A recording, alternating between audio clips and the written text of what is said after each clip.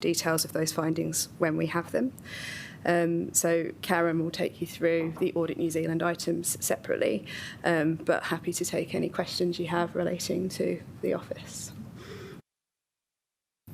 Before we get into questions, can I just compliment the Office of the Auditor General for the information you've been providing to chairs, which I have circulated.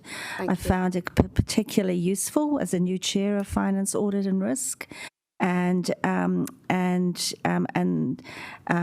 the Zoom meetings you've had for chairs as well, being able to ask questions, and yes, I found them very pragmatic, practical, and very useful. So thank you for that information, and it's certainly helped shape our committee going forward, I think, in terms of how we're looking at issues, and so thank you for that.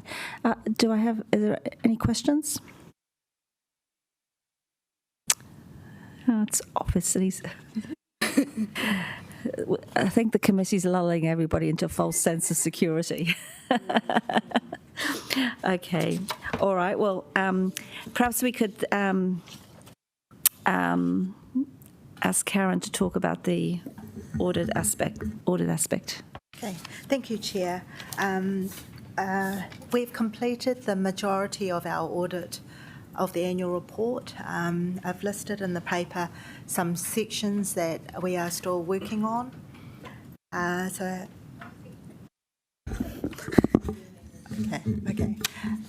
listed in the paper some sections we are working on, namely completing our audit of the revaluation of infrastructural assets, the weather tightness provision, tax, COVID-19 disclosures, subsequent events, which includes the recognition of the Civic Administration Building Insurance proceeds, which was settled subsequent to year end, and also the audit of some performance measures, including the 3 waters measures completed by the Wellington Water Auditor.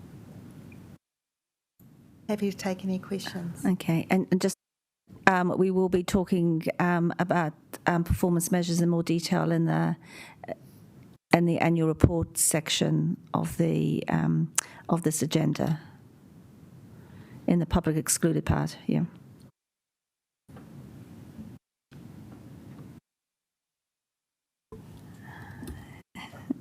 Any questions of the auditor?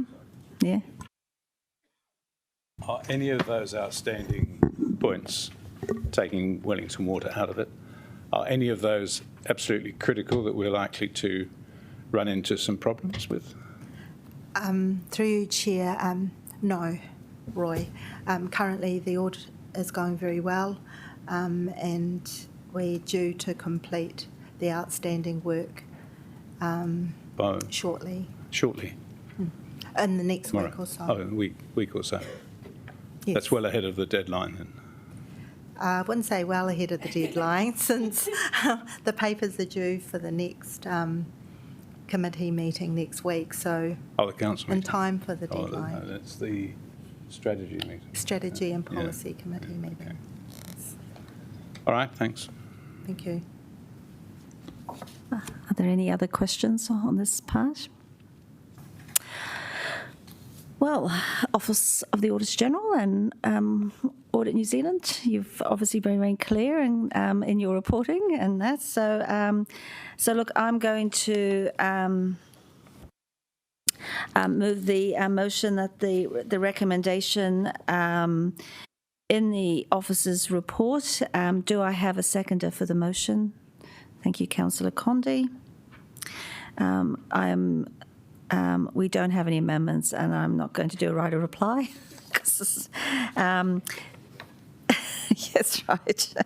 So look, I'm going to now put the motion forward that we receive the information, and so please vote accordingly.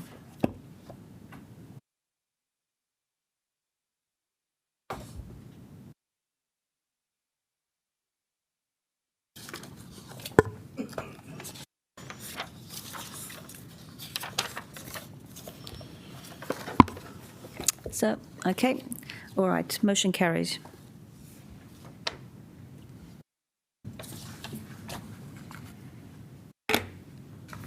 Okay, next we have the Housing Action Plan. And the reason this is on our agenda, it's a little bit of a look at how we are considering and managing strategic risks. This is a recommendation that came out of the Strategy and Policy Committee when the committee was looking at progress against the Housing Action Plan. Acknowledging that we are maturing on our risk management journey, but given it's quite topical at the moment, the Strategy and Policy Committee thought it was appropriate for us as an Audit and Risk Committee just to get a sense of whether we were comfortable in how we were identifying and managing risks around this quite key program of work that we have as a council.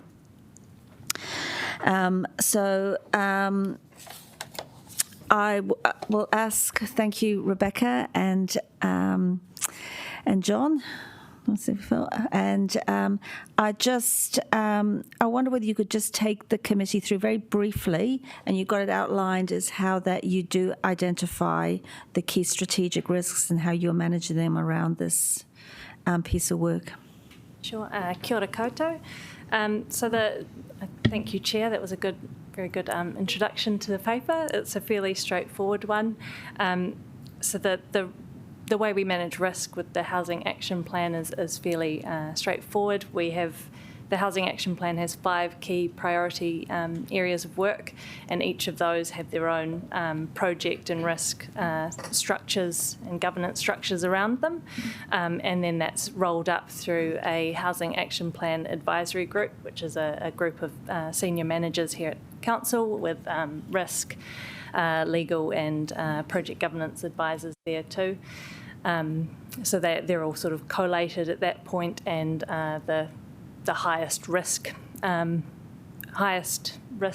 then escalated up to the Strategy and Policy Committee through the 6-monthly reports. So that's our approach, and you can see the example there appended to the report of the latest risk report. So happy to take any questions on the risk approach.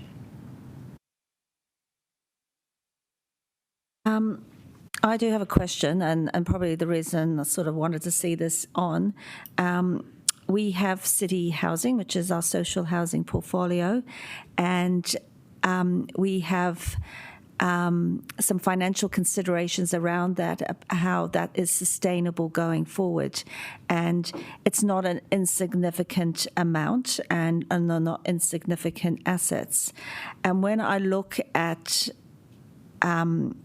strategic outcomes and key risks, I'm not really seeing it in this report. So I wonder whether you could sort of highlight where that is, because it's quite small print as well, even looking at it online. Yeah, but have you got that covered off? Sure, it's under risk number 2, so it's sort of focused around the assets and the ability to upgrade those to a 19. Thank you. So yeah, it's focused around the assets and not being able to keep them at a level that is appropriate for our housing tenants. So I think it's covered there, but if you think otherwise, I guess at the time that we went through the 6-monthly report, we were working through, or the team were working through the councillor workshops, which you've now been through on that issue. So yeah, it's kept fairly brief, but noting that there was a lot of work to come through committee in the weeks following this report going through SPC. I think it's worth noting as well, I think the next 6-monthly update is due in March. So at that point, it'll be significantly different given the work that's happened over the last couple of months as well. Yeah, we'll be a bit clearer at that point. what the direction is with city housing. Okay. You didn't.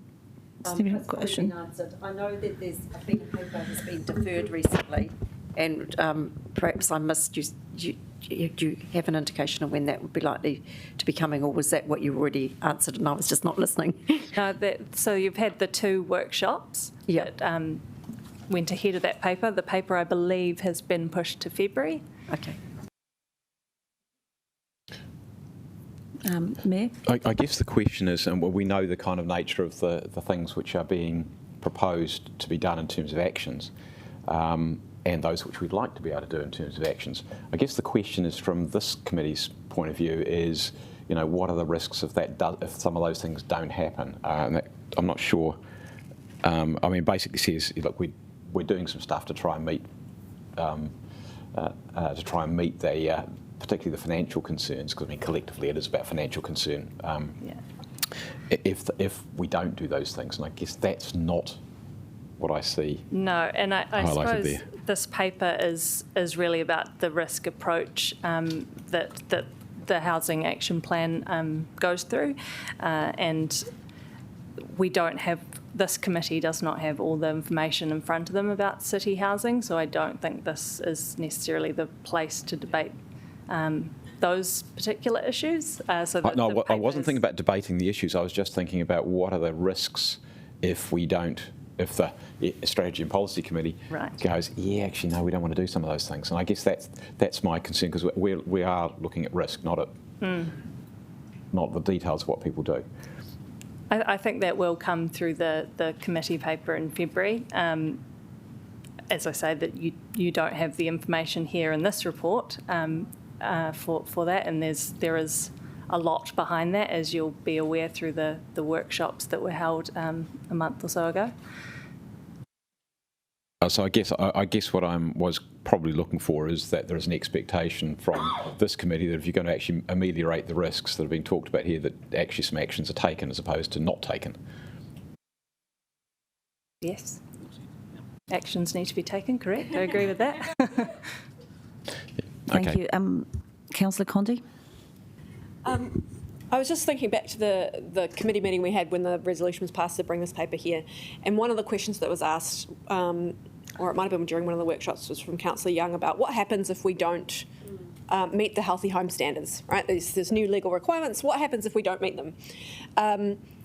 And I think she was kind of making a slightly facetious point that maybe we could just push it out or not be in such a rush. But we had a great answer from Paul, came and sat at the table and said, hey, I used to work in enforcement and here's exactly what's going to happen. And I guess something like that would be, to me, sort of feels like that's one of the impacts of the risk, because it says the impact of the risk is that some of our own housing won't be up to scratch, and it won't be good if people are living in not great housing. Legitimate, yep. But we could actually be more specific and concrete there about saying, this is the impact of what happens if we don't meet our legal requirements. This is what's going to happen. This is the investigation that would happen. This is the fine or whatever it is. And I guess it's those kinds of, whether we can be sometimes a bit more concrete and specific where there are areas that we can do that. Yeah, absolutely. That's a really good point.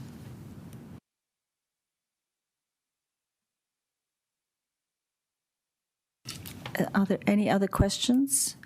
I think one thing is, and I think it's useful to have had this, and I think it will be useful to use this as an example when we discuss risk management, and noting that we do have a new risk and assurance manager as well. So, as I said, I think some of this thing we're on a maturing journey, and so yes, we can.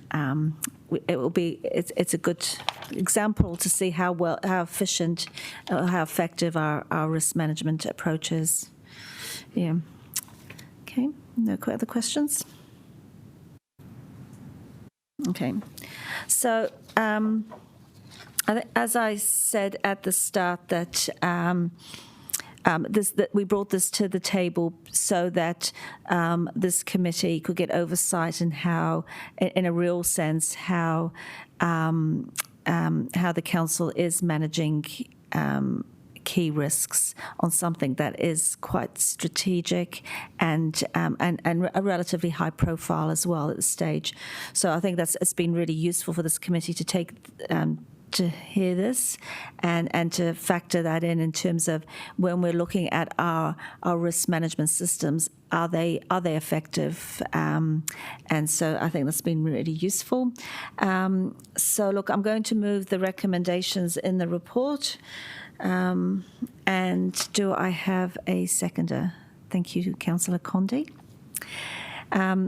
So are there any... is there any debate? I would like to speak to it briefly. Okay. Thank you.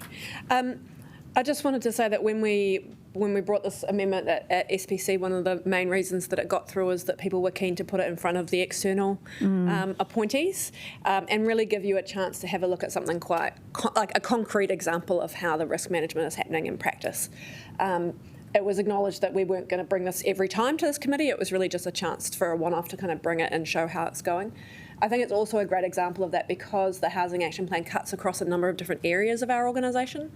So normally when we're talking about how we're going to manage the risks, we have our little silos and we're working within these, but Housing Action Plan is such a challenge because it goes right across a number of different organisations, parts of the organisation, different projects that have been coordinated by different teams. So it just seemed like a great example to bring in front of you for you to have a chance to look at that. So, you know, no pressure, but we'd be keen to hear what you have to say. Thank you. And we'd welcome, you know, in particular when we talk about our risk management systems in the public excluded part. Any other debate? Okay, so I'm going to. Sorry, was that a? Did I miss a? No. Okay. Okay, well, I won't exercise any right of reply on this one either. So, look, I now put the motion forward in terms of the recommendations. Councillor Condi is seconding it. Please vote accordingly.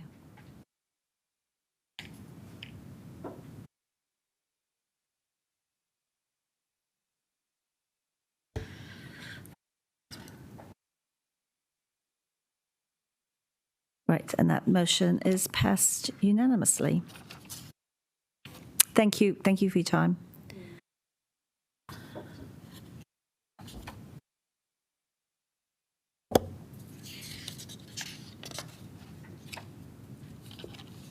So we're going to do this one next. Yeah. Okay. All right. So we're going to do the 2.3.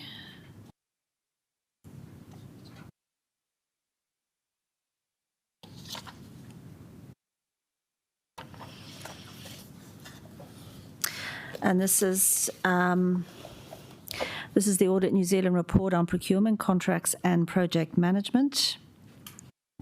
We've got, is it Phyllis and Richard? You all know Phyllis. I'm not sure whether you all know or you may know from a past life. Richard Leverington, who's our new risk and assurance manager. Is that the correct title? Yeah. Welcome, Richard. And we appreciate that you are relatively new to the organisation and probably, you know, and just information gathering at the moment. So, but thank you.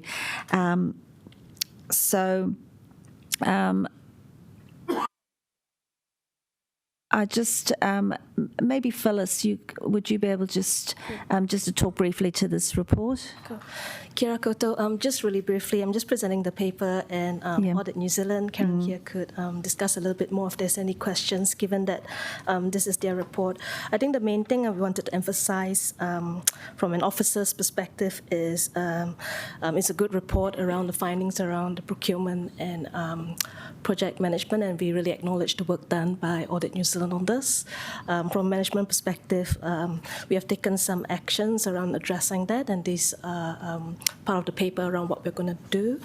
And I'm going to take the report as read, unless there's any questions about the report, which I might defer to Karen at this stage. That's fine, thank you. And Karen, can you just take us briefly through your your report and your findings.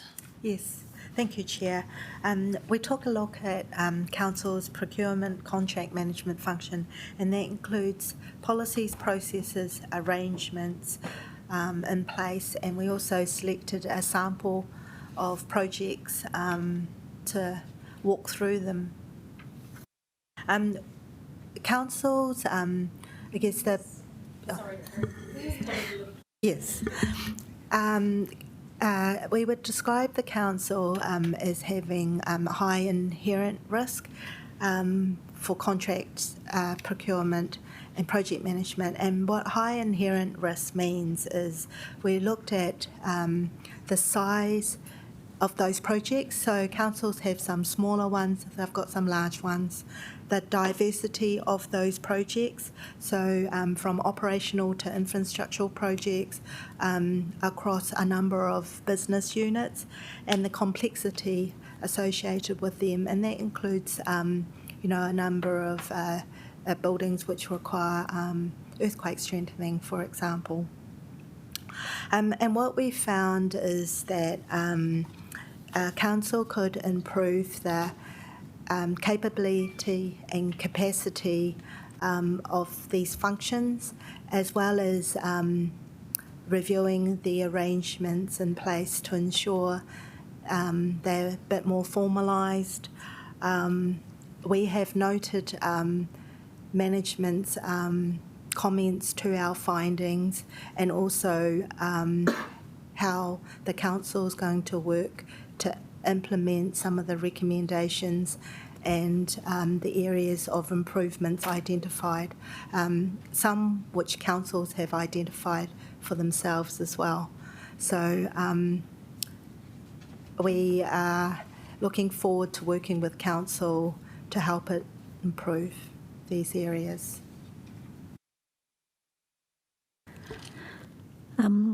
Does anybody have any questions of Karen or the officers?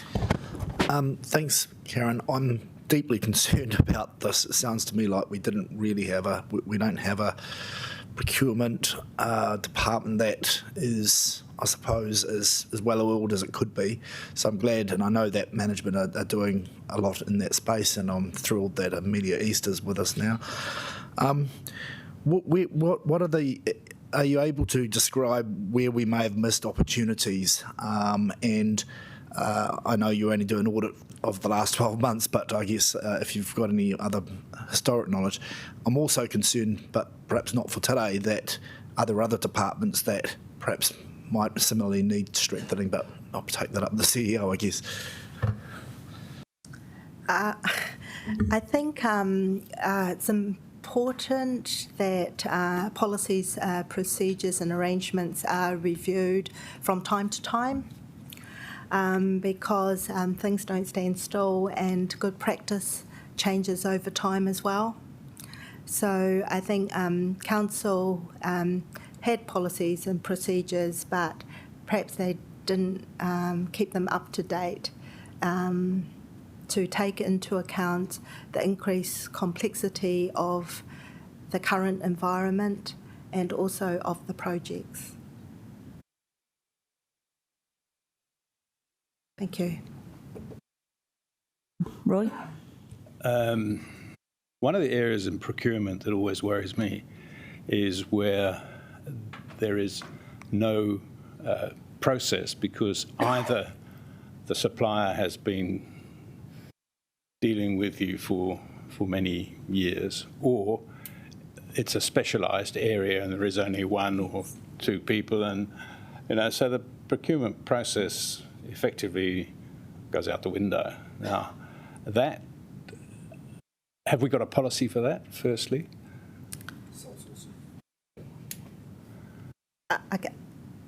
Phyllis probably.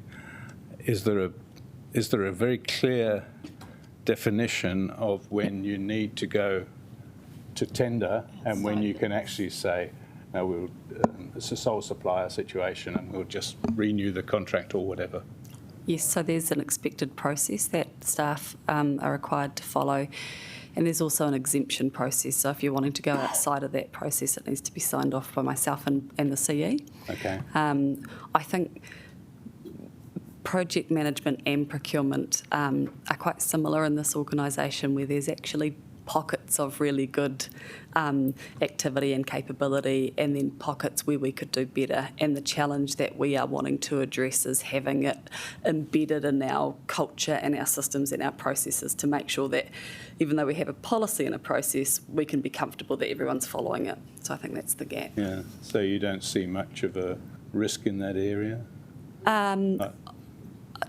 Not so much the the deviating from policy or expected process. I don't think that's the bigger risk. I mean, that there is a risk there, but it's not the bigger risk. I see the bigger risk in actually not necessarily defining the right procurement approach to get the right outcome. So it's more of a capability one. Okay. Yeah, rather than a intentional defiance one.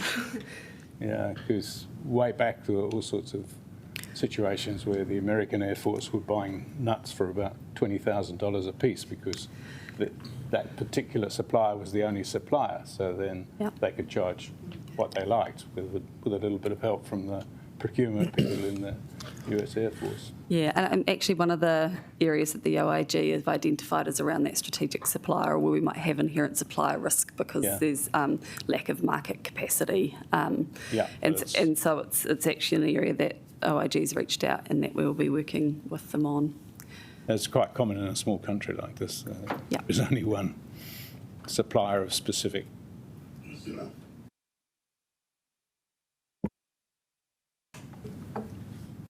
Councillor Rush? Oh, sorry. I was just wondering whether perhaps we could maybe get a report back in 6 months' time to see where the organisation's got to. Yes, you actually will have something sooner than that. So we had the workshop on the procurement and strategy and sustainable procurement. So that's coming back for your endorsement or for your approval. And then following on from that, we're happy to do a sort of 6 months on how we're going on implementing it, because it's all great having these policies and strategies, but how do we actually go at embedding them? Yeah. Just on that point, I saw Karen nodding her head. Would that, I don't know whether you're nodding in agreement with that suggestion, but would you consider that being, given the nature of the issue that you found, suitable if that came back as a report back to this committee, or an update to this committee? Yes, Chair, that sounds very reasonable. Yeah. And those time frames do as well. Right. Thank you. Yep. Yeah, well, given my speech earlier this morning talking about not adding any extra onto officers, I need to walk the talk. Yeah, that's good. Okay. Mayor. Just as well, given what you were saying about those. 2 questions, and look, if they're in there, my apologies for missing them.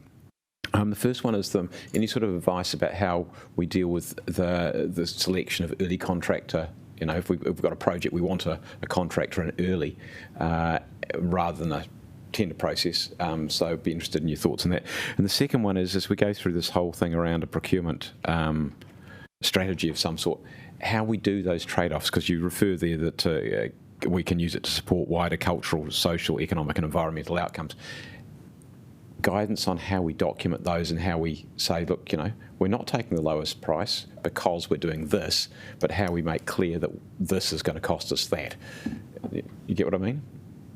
Yeah. You mean you didn't? I was just trying to get this feel for trade-offs here and how we document them. Thank you. Thank you for that question, Mayor, and through you, Chair. I think the point the CFO made about strategic procurement is really important, because you start from the top in terms of what approach you use is very important, and that sets you on a good pathway to sound procurement. That sets you on a good pathway to sound procurement approach. It's certainly a good start. So it's what you're saying that, for example, if you're saying we want, an example would have been the Takina, where we essentially said this is who we're going to select. We didn't go through a tender process, which of course caused some grumbles. But are you basically saying that if we make a clear decision at the top that we're actually going for this person or this company to do the job, and is it just then a matter of documenting why we've done that as opposed to going to the market with something? What I'm saying is, no, that's not what I'm saying. Oh, right, okay. Not at all.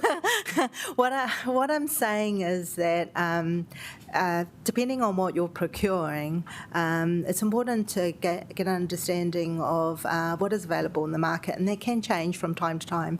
So, for example, when you're recontracting, don't assume that it's limited to the one or two providers that were there in the market 5 years ago, say. You've got to test the market. Oh, no, I get that. So the question I'm asking about is if you're in the situation where you decide actually you don't want to test the market, you think there's merit.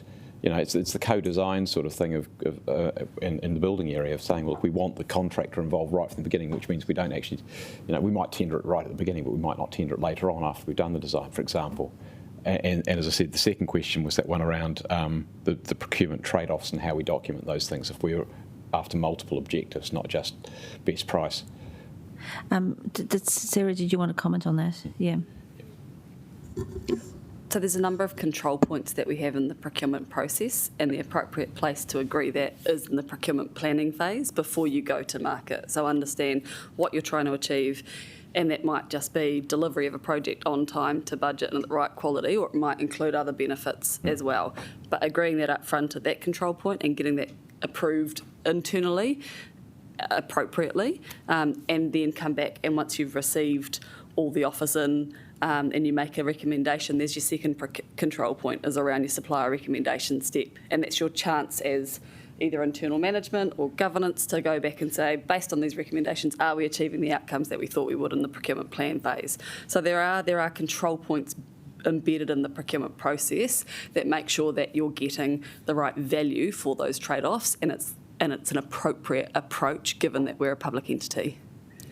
So does that allow you to know what the price is? If you say that, I don't know what a good example would be, but we want a six green star building, for example, as opposed to a 4 green star building, yep. That we would actually be quite clear about the cost of the differential in achieving that outcome, even if we didn't need it. Well, it's probably a bad example, but... Yeah. No, I do get what you mean, though, and yes, you should be indicating what the expected or reasonable cost is in the procurement plan. The market then validates that, and there's always going to be a bit of movement depending on what's happening in the market, and then you come back and you make a decision whether it's within a reasonable range of that expected cost and outcome. So they would say, sorry, just to finish this off, they would say that the basic price of doing it, actually, probably a better example might be, let's say we want a diesel bus as opposed to electric buses. Not that we're procuring buses, but diesel bus, we'll find at the cost it's $300,000 or whatever it might be. Electric bus is going to cost you $500,000, say, and and then you've got the ability to be able to say, actually, is that outcome, that environmental outcome, in this case, worth the cost? Yes, and not just the environmental outcome or the cost, but the total life cost. Yeah, well, okay. At that time that you would do. I'm trying to keep it simple, so. But it might be that actually you pay more for the electric, but over time it costs you less as well. So you would do that. You would do that at that stage of making the decision in the supplier recommendation. So the principle is that you will understand what the cost is of the okay, that's cool. Okay, cool. Thank you. Councillor Condi. Karen, I was just wondering, looking at the management response, is there anything that you would like to see in the management response that isn't there, or anything that you think should be in our work program that management haven't come back to you on? I think the management comments are quite considered, and the recommendations match them and our findings fairly well.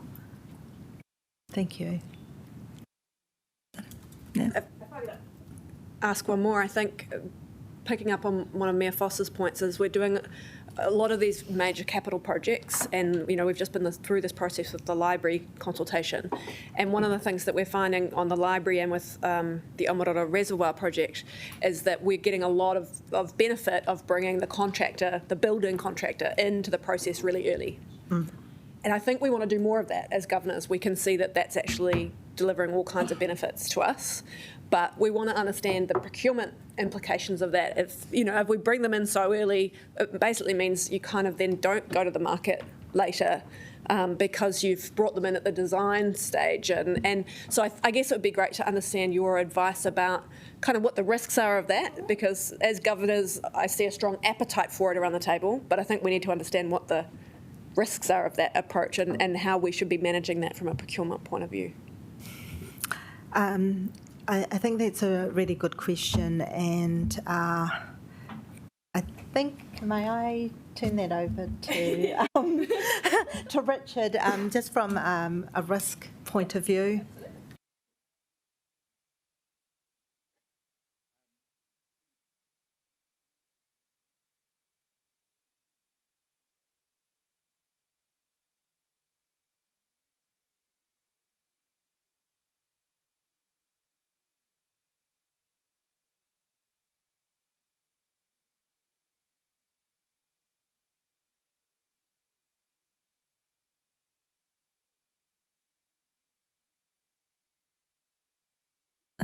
Thank you. Deputy Mayor Free. Thank you. Look, I was really drawn to a statement right at the beginning of the project program and portfolio management section where you said the Strategy and Policy Committee fulfills the role of portfolio governance, but they're supported by a significant project governance group. I wondered if you have an opinion about how effectively the Strategy and Policy Committee is performing that role. And by portfolios, we do have sort of like in our councillor setup, we do have sort of portfolio responsibilities. Do you have any comment about a governance in general over the things that we're meant to be governing? I think the governance in general, we found that they could be a bit more robust, and consistency was something that we thought could be better across the projects. And also the size and complexity of projects should be considered as well. More thought should be given to what governance is appropriate given the size and complexity of some projects. For example, some projects that are smaller and simpler don't need the same amount of monitoring, reporting and governance over the top of it. Perhaps I could add something here with Tom starting in his role in establishing the PMO. It's really a continuation of the work that we've been doing over the last 18 months, where what Karen's describing has been put in place. And I guess with the review of the capital program and identification of those significant projects that need to come to ELT and be reported on through to S&P, we're reviewing just what mechanisms should be put in place across all of the different projects, because you did right, Karen, at kind of a smaller level, it has to be fit for purpose and not over the top in terms of how big the project is, but on something like, say, the construction of a new central library, then you want that to be belts and braces. So it's about what's fit for purpose. And with Tom coming on board, establishing the PMO, it's a great opportunity to review kind of top to bottom what's in place across all of the different projects and that hierarchy. I know a lot of councils don't have councillor portfolios, and we have had some feedback about that from our CEO, to be frank. Do you have a view on what best practice looks like? I mean, what you see in councils or what works well? I'm just interested, obviously we're doing this now, but for the future and maybe for thinking even about a little bit of a review.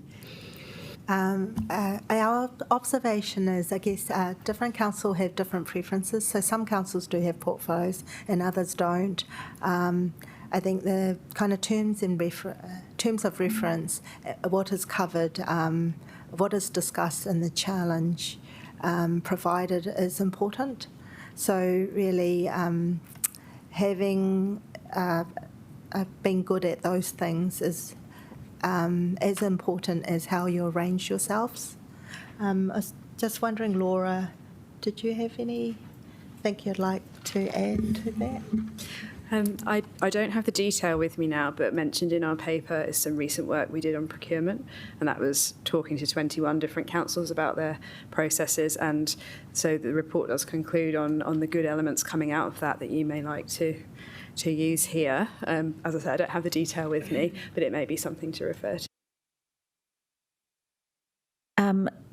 I might just get some officers' advice. I've just sort of crafted a quick amendment just to the recommendations, but that and just following on that, we would get an update on procurement, but that that we ask, we note that officers will provide an update on progress on the Audit New Zealand recommendations by the end of June next year, and I suggest that because I know we've got a new team in place and we've got a new infrastructure director, we've got a new risk and assurance manager. We're looking at our procurement strategy with a new CFO. So I wonder whether, and just from Sarah and Stephen's perspective, is that Yep, I'm happy with feel that. about that? Yep. And we could, as part of that report back, have Tom provide more of a briefing kind of scenario around what's been put in place and pull out some examples. Yeah. Having sat on this committee, or having been on council for 4 years, we have been maturing our program management journey for at least 2 or 3 years now, and it would be good to see. Actually, we get real progress. So it's, I think it's appropriate if our committee keeps an eye that we are making progress, in the system approach to this. Roy? Yeah, I'd just like to emphasise how important this procurement is, because if you want to get yourselves in the newspaper, it's good to make a muck up with procurement, and Kaipara was a very good example of that sort of thing. And also what you're talking about with having a contractor involved right at the beginning, and then they just manage to keep themselves in for the next 50 million of expenditure. And as Richard said, the best thing here is to chop it up into pieces, but just emphasise how important it is to get your procurement right. So we need to concentrate on this, I agree, Chair. Would you agree that that's a realistic timeline for them to come back to us with something June more next substantive? Year, you say? June next year? Sounds a bit far out.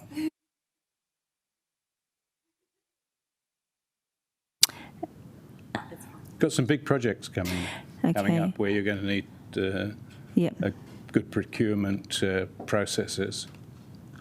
Especially following the LTP. Chair, I read by 30 June as the latest date, so if we can do that sooner than that, yes. We'll take your well, point how on about board. the June Audit and Risk Committee, which will be May or June? So, That's good. Tie it to a meeting. Tie it to a meeting, because 30th of June, I suspect, is just after a meeting. Yeah, so definitely, We want it. Yeah. We want it. Yeah. At the fourth, should we just say the fourth quarter? Yep. If we say by the fourth quarter Meeting of this committee. Of this committee, 2020 to 21. Yeah. So that means it's in the last 3 months. Yep. Yeah. Amendments on the fly.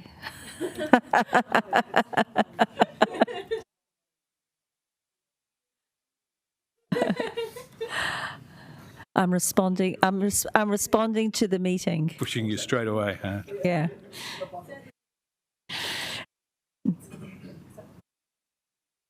Yeah. Can I? So I think with the leave of the meeting, we can include that as part of the recommendations. And we've got officer support here. Can I just Councillor Rush? ask Yeah. another question? Absolutely. Just interested, how does the legal folks integrate in with the procurement, contract management folks, and just how big is our legal team, and how much are we outsourcing? May I ask management to respond to that? I think it's a management question. Yeah. We can take that offline. Sure. Well, okay, then it's about 50-50 of our expenditure is internal versus external.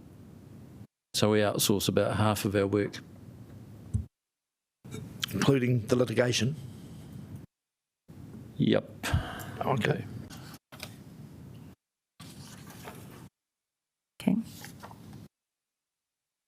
All right, so is that all questions of officers?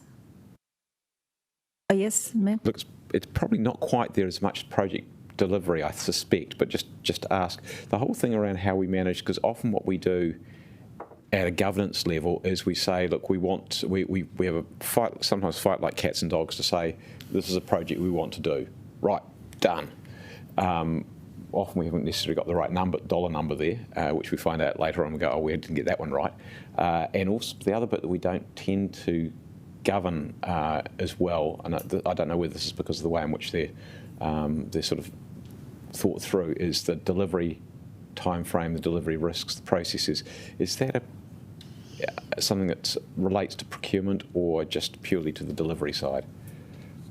In other words, I guess it's our governance decision on what we want to procure and whether we know what we're actually procuring. Yes, it's related. Well, I guess the clearer you are on your objectives and your outcomes, indicative timeframes, it does get wrapped up into the procurement. I just suspect that probably means that when we make decisions, we need to make them with a little bit more breadth, not just we're going for project A and it's X $1 million. Yes. Yeah. Okay, thank you.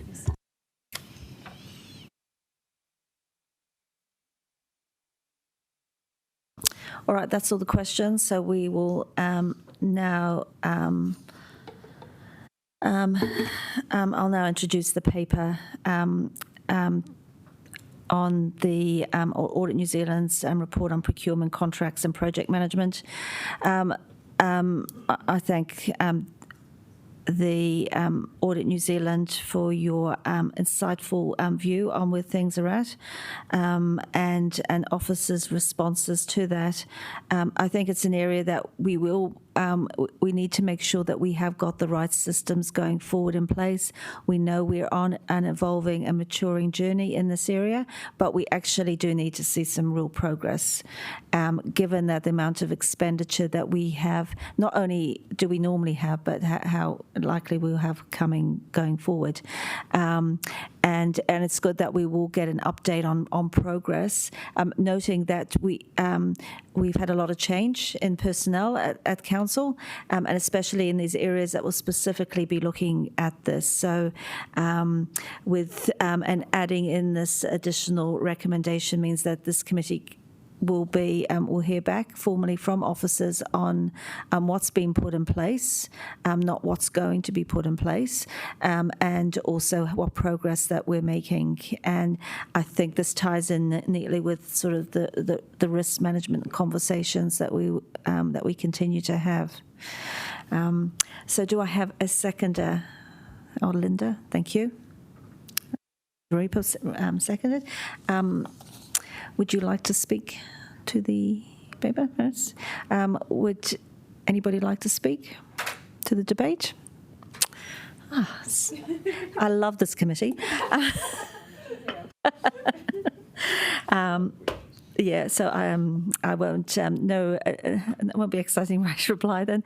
So look, I'm going to put the recommendations forward, noting that with officer approval and the leave of the meeting, we've added in a third recommendation on the progress update by the fourth quarter.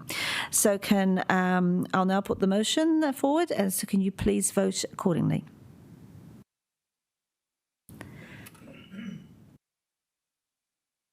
Okay, that's carried unanimously. I declare the motion carried. Okay.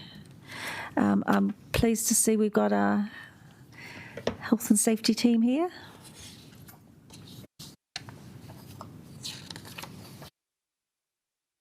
Thanks, Meredith and Gareth. And again, most of you will know Meredith. Our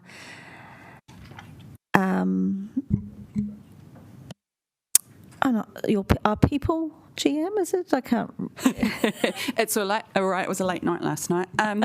So ahi maria koutou. I am Meredith Blackler. I'm the Chief People and Culture Officer, and I'm very, very pleased to introduce you to Gareth Jones, who is our new Safety, Security and Wellbeing Manager, who is no stranger to us. He has been with us as a Senior Health and Safety Advisor, but proved to be the absolutely best person for the role when we went out to the market after Paku's resignation. So first meeting for Gareth, so be kind.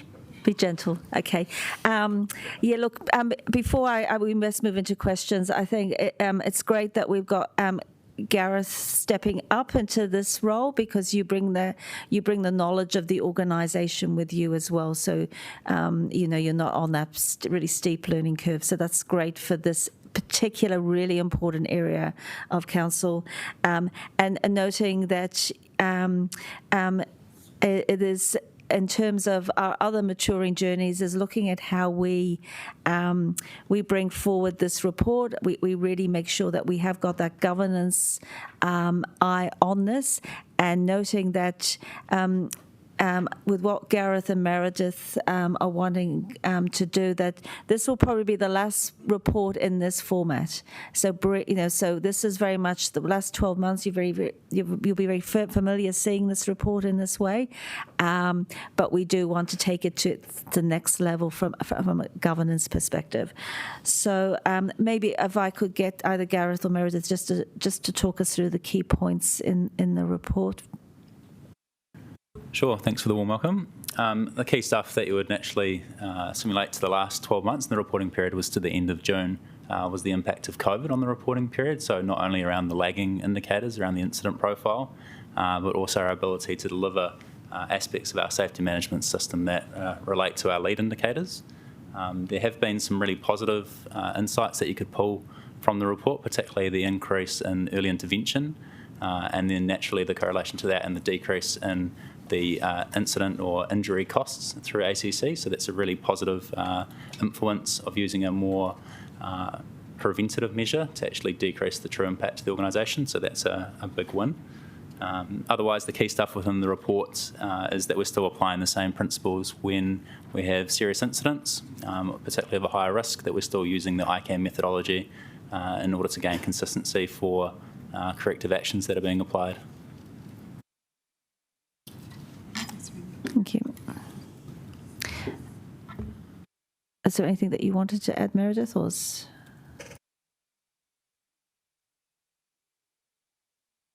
Did the committee want to go through the dashboard, or? I think we'll just see what questions are there. Does the committee have any specific questions, or would you like officers to take you through the dashboard briefly? Oh, Councillor Rush? Yep. Okay. If you could just take us through the or did you have a question, Councillor Rush? I was just wondering, there's mention of Lagoima in there. I just thought that was an odd place to put, to mention it in a health and safety report. The reason why we mentioned that was in the previous reporting period there had been a Lagoima that related to health and safety, so it was just notifying that there wasn't one in this reporting period. Oh, okay, so it wasn't our internal process around Lagoima, but rather an external request for information on it. Had been made, yeah. So okay. Our internal Lagoima processes of no hazard to our staff. No, but they're not very robust either, and it's probably for another topic, another day, but I have raised it with the chair before. Yeah. There's sometimes a hazard to elected members, to be honest. Okay. Sorry, Rory, was that a nod before? That would you like them to take us through the dashboard briefly? I'm quite happy with it. Right. Approach. Yeah. Anyway, I would have thought that's probably the best way to approach it. Yeah. I I've got no problem with it as it stands. But maybe if you could just talk and perhaps just discuss how this may look going forward. Yeah, we would enjoy having that conversation in the next part. And also thank you, Councillor Calvert, for co-designing the way forward with us around elected member due diligence. We appreciate that. Sure. Okay, so starting at the top on the left, we've got our critical hazards. So naturally through that period, we're still seeing high reports through our number one critical risk being personal confrontation. That's continued to increase beyond the reporting period that we're covering today. Naturally, there's been some slight adjustments through some of the critical risks where we have lower report numbers come through, but ultimately still seeing a positive trend around increased reporting. That's something that we're continuing to encourage from the organisation. That's a healthy sign of systems working. If we're moving down further into the incident profile, the big impact through these numbers has been the decrease around public-related events, which again is attributed to the impact of alert levels and restricted access to facilities, etc. Moving beyond into the centre of the report, and so looking at the breakdown of personal confrontation being number one critical risk, is seeing increases in a few of our areas. One in particular being that of city housing, and the reason why we're seeing an increase in this space is certainly an increased awareness and the importance of speaking up around the nature of these events. It's certainly a type of risk that is quite easy to become numb to accept that behaviour. So there's an increased or a continual conversation with managers and those in the front line about speaking up about the nature of these events and making sure that they are being recorded so that corrective actions can be applied in that space. Sliding across, right down the bottom there into the security update, there has been a decrease in the number of incidents reported to police in this reporting period. Since the reporting period's finished, we've certainly seen an increase to coming back up to those normal levels. So the previous reporting period of 2018-19 is consistent over recent years as well. So we should see that being a normalised number when we report on this period in future meetings. And then just coming back up, we talked about the minor impacts around our ability to deliver parts of our safety management system. And so we haven't seen large increases in the lead indicators on the right-hand side through that table. But there certainly has been an increase, a decrease in the use of EAP during alert levels, which is interesting as an insight. Typically, we would expect that to increase. The insight that I'd provide there would be typically in that period we wrapped a lot of manager support directly around workers, even though a lot of people were working remotely. There was probably a more direct hand that managers were playing around relationships with their workers. Happy to take any questions around the dashboard.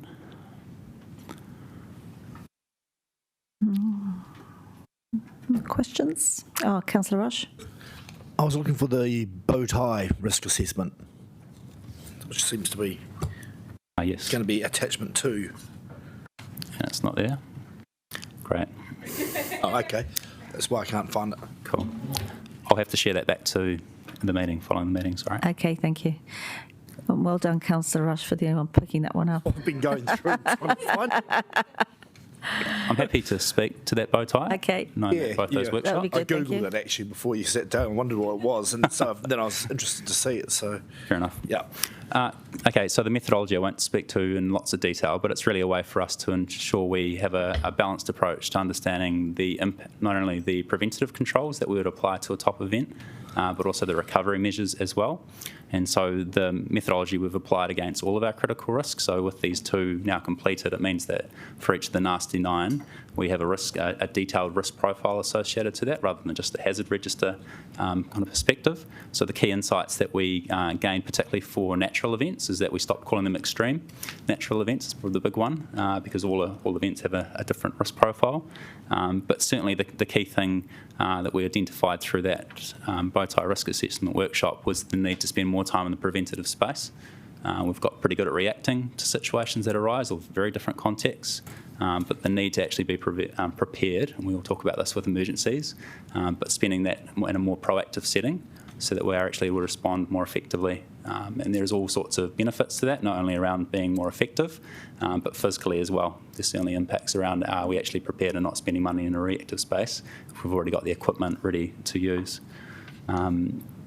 respiratory risk. A lot of that is ensuring that we're applying the same level of interest that we do for the likes of asbestos to other examples that we have within the organisation, particularly where we have spaces like nurseries.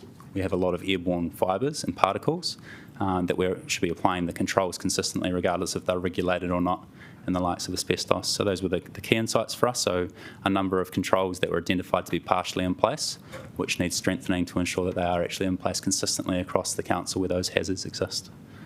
But yes, happy to share both of those risk assessment profiles to the committee. Councillor Condi, you have a question? Sorry, I might have. Yeah.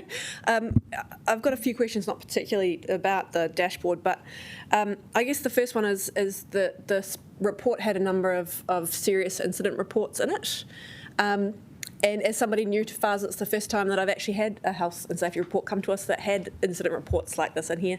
So actually my kind of newbie question is, what's the appropriate governance response to receiving that information aside from just reading it? Because I've read it, and certainly the issue that we had at the landfill was pretty concerning, and I can see that we've taken some steps to resolve that. But that's essentially my question: is what should I be doing with that?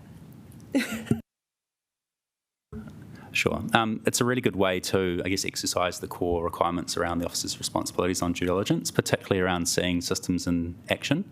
A lot of the reporting that we would give you is about aspects of a safety management system, but an incident, I guess, is largely outlining where potentially defences haven't worked, where we have been vulnerable in that setting. So it's our opportunity really to outline and give full details around an event so that you can pick up on the key insights around what we've had to change or will need to change moving forward, and ultimately to build a little bit more detail around what you're just seeing in a sort of an incident profile around events coming through, but also around the interaction.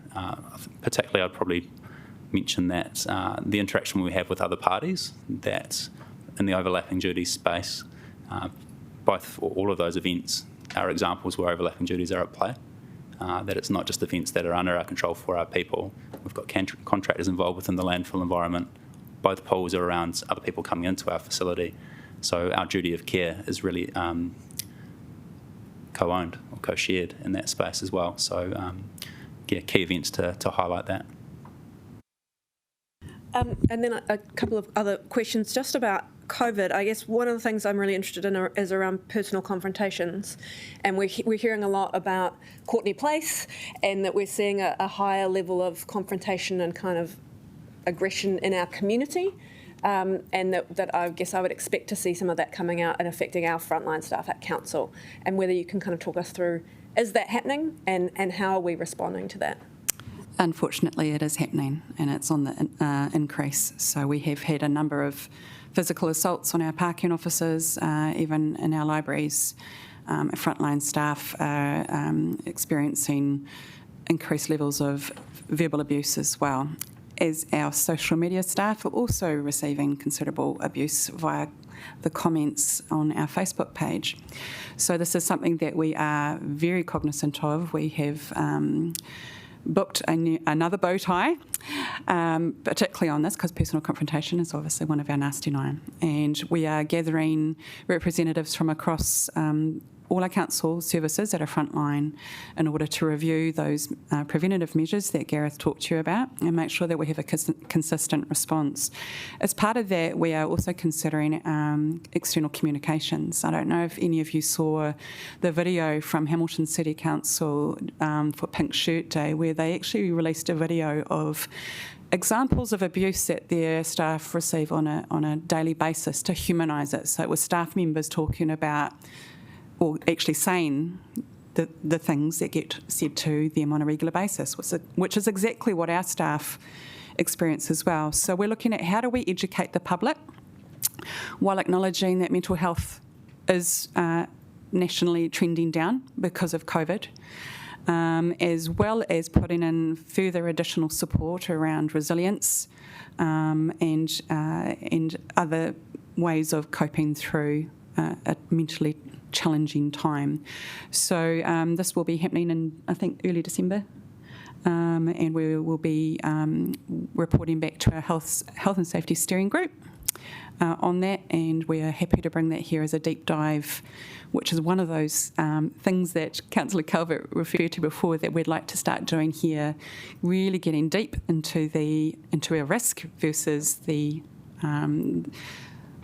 more micro details that we already deal with at the Health and Safety Steering Group. So we don't want to duplicate these things. We really want to give you an opportunity to verify that we are doing these things and to really fully understand as governors the risks that we face as a council. Does that? Yeah. And then my last question is about frontline staff who are working in places like our facilities, libraries, swimming pools, and I've understood that in other areas, like in retail, staff are feeling quite stressed about the number of people coming through the venue who don't scan in. Because I think it's quite different for us if you're going into a venue, you're just in there for like 5 minutes or 15 minutes. But if you're there all day and 300 people or 500 people come through and you know that you can see they're not scanning in, that feels quite stressful for people. And so I guess my first question is, have we had any feedback like that from our staff, that they're feeling not safe because they feel like people aren't participating in contact tracing? And then I guess the second question, which is much more difficult, is obviously it's not our responsibility to decide whether contact tracing is compulsory, because that's something in the Ministry of Health. So then, what role do we have to play there that would be appropriate? Great questions. So just the first aspect, when we had a number of staff returning back from alert levels, there was certainly anxiety around the implementation of control measures. So we had a number of reports come through, both from pool environments, around people that were concerned around efficacy of controls, how effective they would be in order to actually protect everyone in the environment, including workers. There certainly hasn't been reports recently. That was probably within the first fortnight of heading back into alert level 2. And so coming to your second question the second question, can you just repeat that? Well, I guess it's not council's role to say that scanning in should be compulsory. That would be a call for the central government. So I guess it's what role do we have to play there as an employer to try and make people feel like those other controls, particularly contact tracing, are being used? Sure. So the key thing, obviously, our duty of care is the overarching piece. How we go about implementing that would continue to be through a grouping of controls. There is only so much that we can push around the messaging, and I think that messaging had changed from us. Originally it was about that it was mandatory, and then once the Ministry of Health's position had changed, then our approach adjusted accordingly. But for us it was about continuing from now will be around ensuring that our messaging is consistent across our facilities, but also around continuing to support workers to speak up if they don't think the controls are working or could be more effective. And that's really as far as we can, what is reasonably practical for us to do to reduce the harm in that situation. We've got a tight agenda. Yes, sorry. Just interested about when it was mandatory to scan in, whether we had issues with staff trying to kind of police or enforce that, and whether that was something that was a problem, or whether did we hear about confrontations, or was it actually, were people good generally about complying with that? There were certainly a number of events that popped up where people were disagreeing around situations, and we had to push around de-escalation procedures so that people understood how we would be able to move through those situations. So there was certainly an increase, which as soon as we changed that mandatory perspective, dropped. So the risk profile moved, if you like, in that situation. Thank you. Councillor Pennant. Thank you. So ultimately, I'm like, if there was ever a commission of inquiry into something that went wrong, would we be able to defend ourselves that we have got the best practices in place? And, you know, I've had some responsibility for infrastructure areas, which is where the deaths have happened. I'm sure Councillor Rush is keeping them honest on the Water Committee. So I guess, I am wanting, I always ask it, because I just think we have to be really, really careful. And also whether you think the CCO boards are rigorous enough in terms of their responsibilities. Hefty question. Right, so we are fully cognisant that we're on a maturity journey that Councillor Calvert referred to before, and one of the things that we are taking the opportunity of a new ELT to do is to look at where we are on that maturity scale. We believe at the moment we are solidly reactive, and in some areas we're doing better than that. Now we need to decide as a council, where do we want to be on the maturity scale, and if it is right down the other end, what does it look like, and how do we get there? So there is definitely room for improvement, Councillor Pennant. That's not entirely reassuring. I get the point. No, yeah. So I guess it depends if you want to be a 5-star there, which is what's the fifth one? Embedded. Yep. So is it talked about in every single conversation? Is it embedded within all of our culture? We could do a little bit better there, but do we have the systems in place to keep our staff safe? Yes, we do.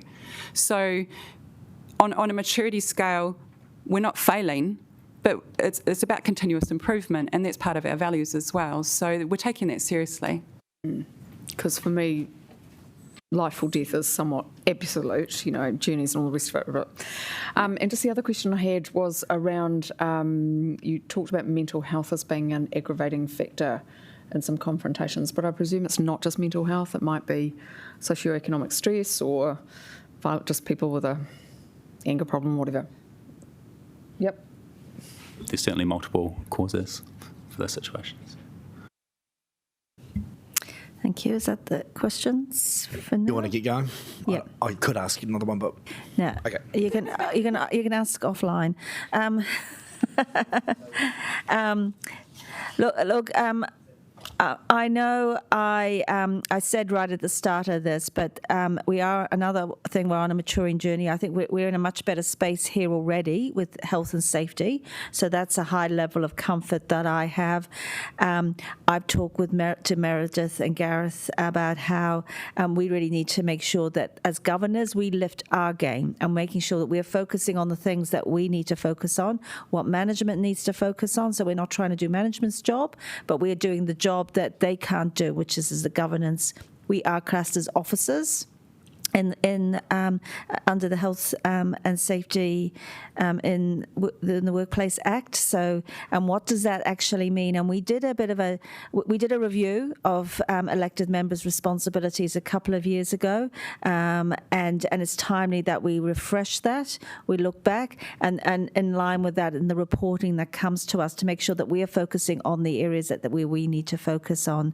And I think it was Gareth and Meredith touched on how the report that we see is quite transactional. It focuses on aspects. It's quite reactive, and what we want to do is make sure that we are, looking at those areas where we should do from a governance perspective, and also helping to lift our game in terms of how we carry out our duties. So so I'm looking forward to seeing the next quarter 6 monthly reports that will start shaping that on our next stage. So look, I'm going to move the paper. Do I have a seconder? Councillor Roche.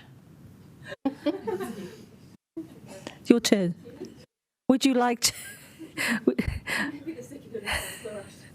Are you going to say? Okay. He's had a busy week. Would you like to speak? What? If you really want to ask your question, please. Are you sure? Okay. Is there any other debate? Okay. All right. So I will move these recommendations, and would you please vote accordingly? I'll take them as a whole.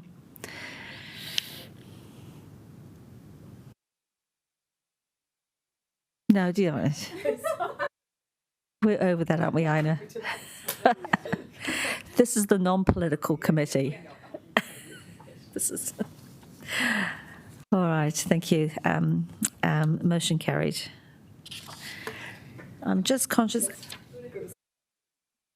Yeah, it is a big agenda. Do you want to go to the break, or do you want to do the audit internal audit. Yeah, let's start it off and let's see how we go. Is that what you were meaning? Well, I kind of meant let's take. Okay. Well, I'm very happy we break now, and then we come back. We will come back at 22. Next, we have item 2.5 on the agenda, our internal audit report for the year, and also our plan for the next 12 months. Again,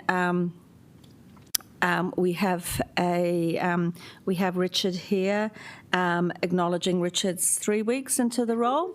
So, and understanding that Richard is sort of looking at how things are going to go forward. So noting that would look forward to your feedback, because obviously how he's shaping this on our next, we're going through a lot of maturing journeys at the moment. So I will, is it, I don't know, Richard or Jana wants to take us just briefly through this, and then we can ask questions. Thank you, Councillor.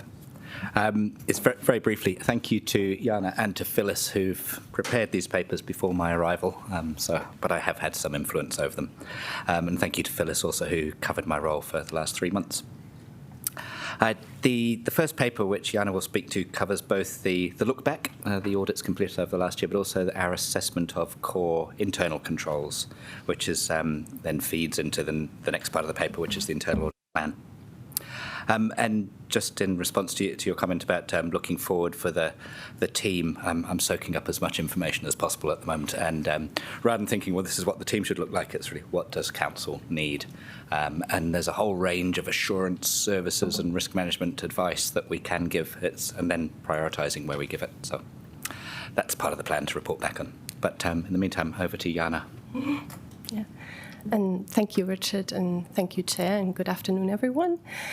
Welcome back from the break. I'll jump right into it and start with our annual report for the last financial year.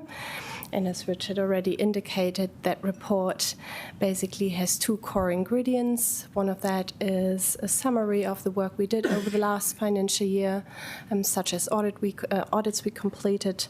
And the second ingredient would be an assessment of the internal control system of Council. So that's probably a bit of a highlight there. I'll talk a little bit around that assessment and how it works. This assessment works along 5 categories, as you might have seen, and is based on the work we've done, and beyond that also considering organizational context. Each of those categories is assessed and then generates an overall assessment. And that approach is really consistent with last year. And so is the rating. So our overall rating is core. Now, what does that mean? Core rating is a good rating. It means that we do have basic internal controls in place. And as I already mentioned through earlier conversation, we do have pockets of really good practice, and we do have pockets where we can do better. And that's exactly what we observed as well, so it's pretty consistent there. Probably to highlight is the area where we can do better, but also some area where we have done better than the average. So where we can do better from our assessment is the area of internal control activities. Having said that, we also want to emphasize that that is an area which is pretty normal to be impacted by the changes the Council has gone through over the last year. So things like entering a new training, having a new executive leadership team being established. Again, that's pretty natural to impact control activities, and also the activities we are seeing at the moment, such as, for example, establishing a new project management office or developing the new procurement strategy. All those things will impact that area going forward. So yeah, that's to be expected to have a positive impact over time. And then one more highlight is the rating we've given on the control environment, which is good. So that's above the average rating of core, and what we're seeing here is really a great tone from the top. And that's accompanied with some tools just like the Korero Mai or our Code of Conduct. So altogether, that's a good area for us to look at. And overall, again, summarizing, the core rating is a positive note, and we see Council's internal control system being set up to move along with the direction of the organization, really to move from good to great. Do you have any questions at this stage?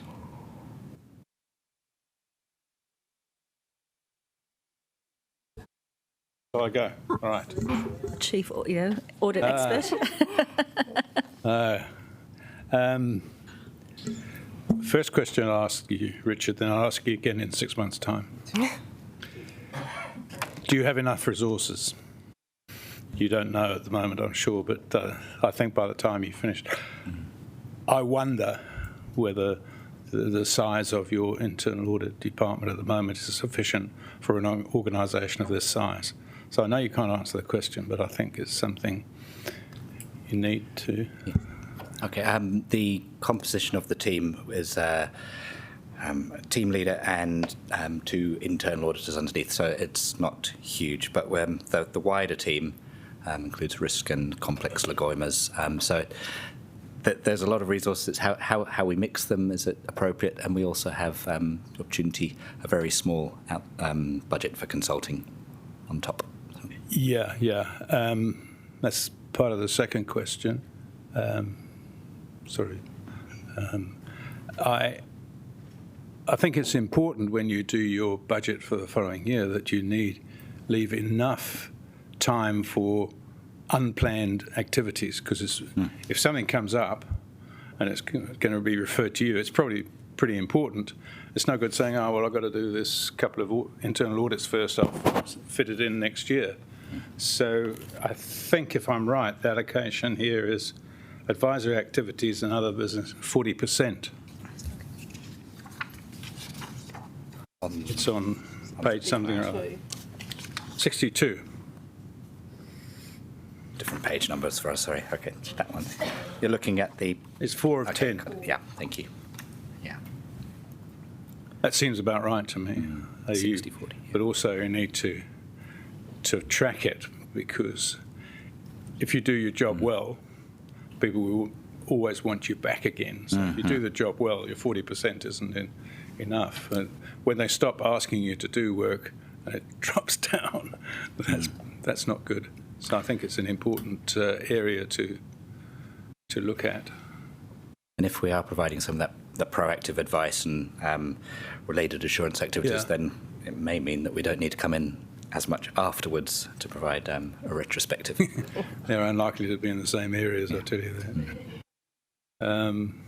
So that's the sort of overall, because the rest of the stuff, I find it quite difficult to see whether you've got the right activities for next year. That's on the next page. Looks all right, but if you've been through the right process, it should be okay. Yes, been workshops with the executive, and I think a workshop with the subcommittee in September. So, sorry to jump in.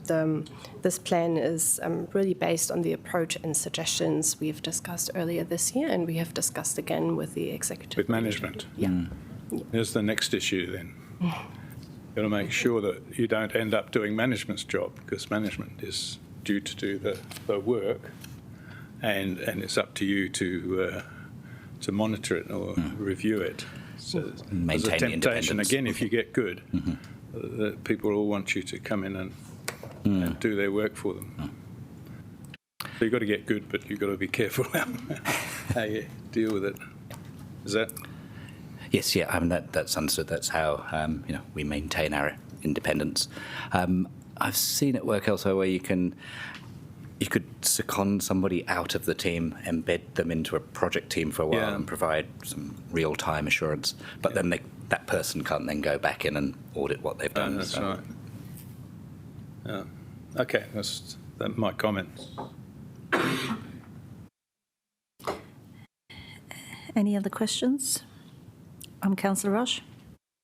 I see that you've scored the management oversight of Wellington Water Limited as improvements required.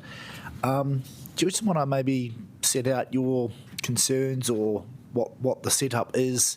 And I know that we have now, recruited our senior leader to give greater focus to the Wellington Water setup, but I'd be interested to just get your thoughts on where we are at.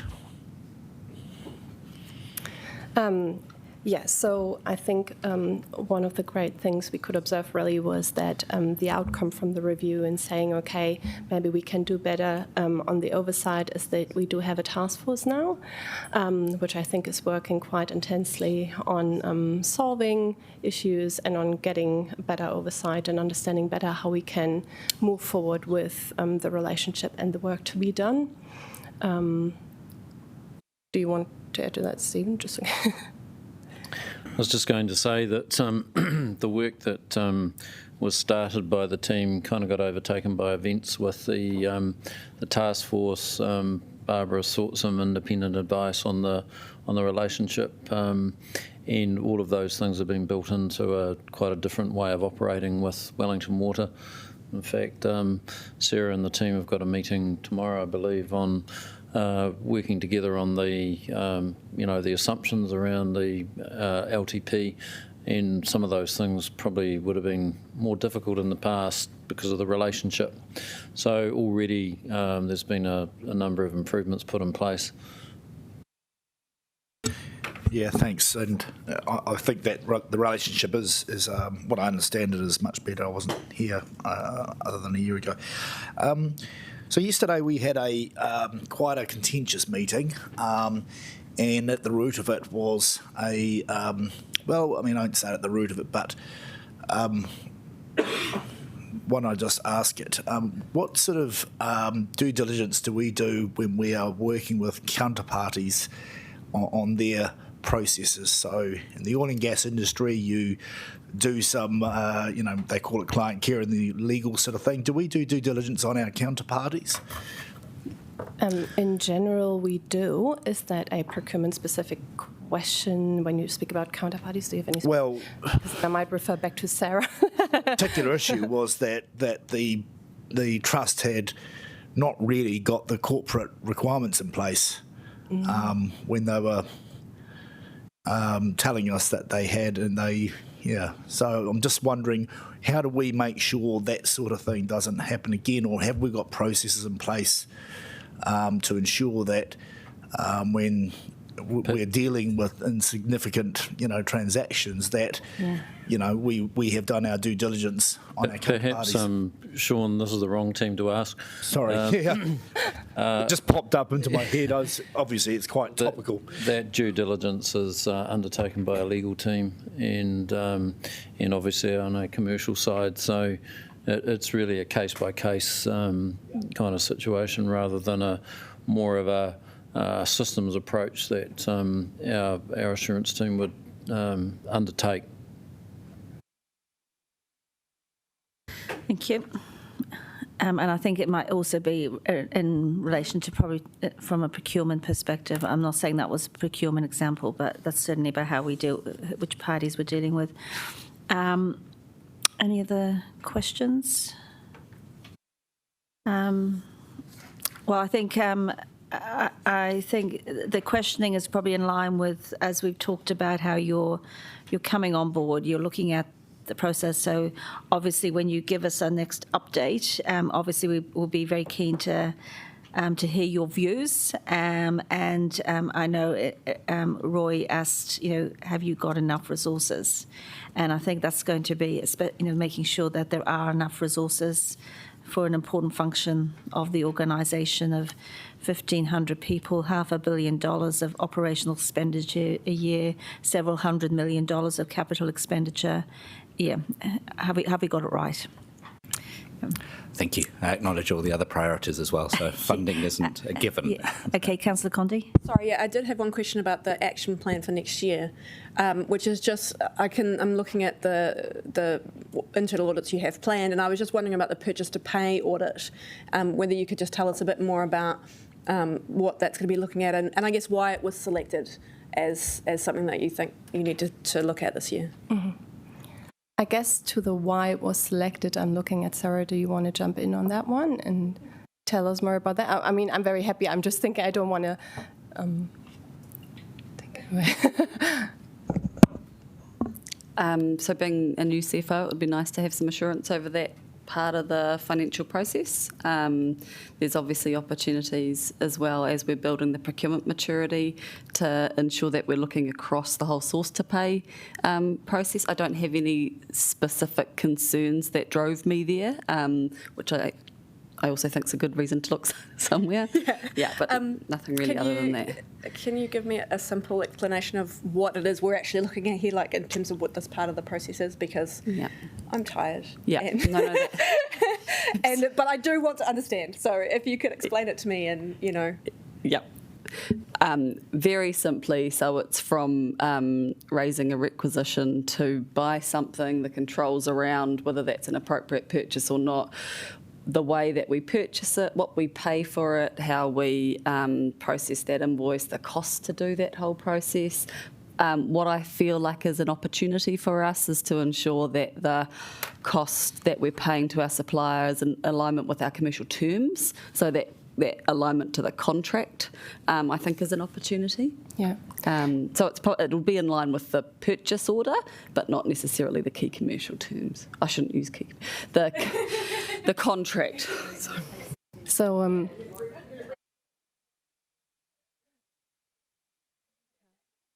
thank you, Sarah. Yeah, so basically, in a nutshell, Sarah was keen on us to come in and do that review. And yeah, as Sarah already indicated, what we're going to do is we're going to have a look at matching basically the different steps and the different points of control and checking whether that is aligned and whether we can reconcile things. So we're going to do some data analysis, going to do some reconciliation and transaction testing exercises. Yeah. And just to add to that, it's not a pure compliance audit. We're not just looking for it's value add. Whether are there any insights? Are the controls too tight in some places? So yeah, this is the first organisation I've worked for where we have a purchase order system. So I'm quite excited to see there's more control than other organisations I've worked in. Yeah.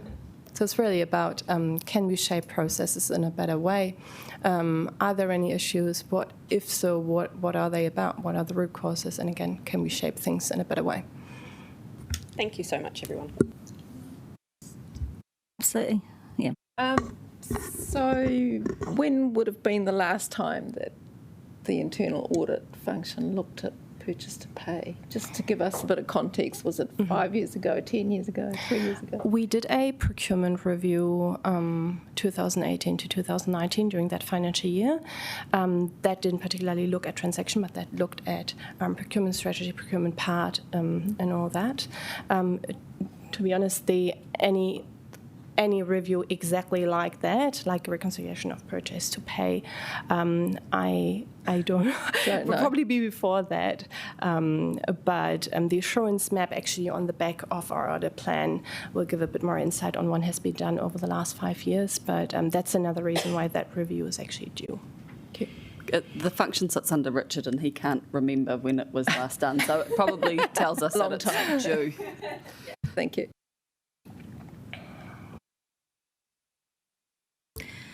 No more questions of officers? Okay. Look, so I will move the recommendations in this paper. Is there and look, I think I just touched on it earlier on that Richard's new on board. We'll be looking at the program going forward, whether it's doable, and if it's not, what do we need to do about it? And of course, we'll look forward to an update at the next committee meeting, because it's obviously really important, and we're already nearly 6 months into the year. So any significant improvements will probably apply for the following calendar year. But look, so I'm going to move the recommendations. Roy, Tiffin, your second. Thank you. Would you like to speak to the paper? Would anybody else like to speak to the paper? All right. So look, I can put those the recommendations forward, and so if you know the drill, just please vote accordingly.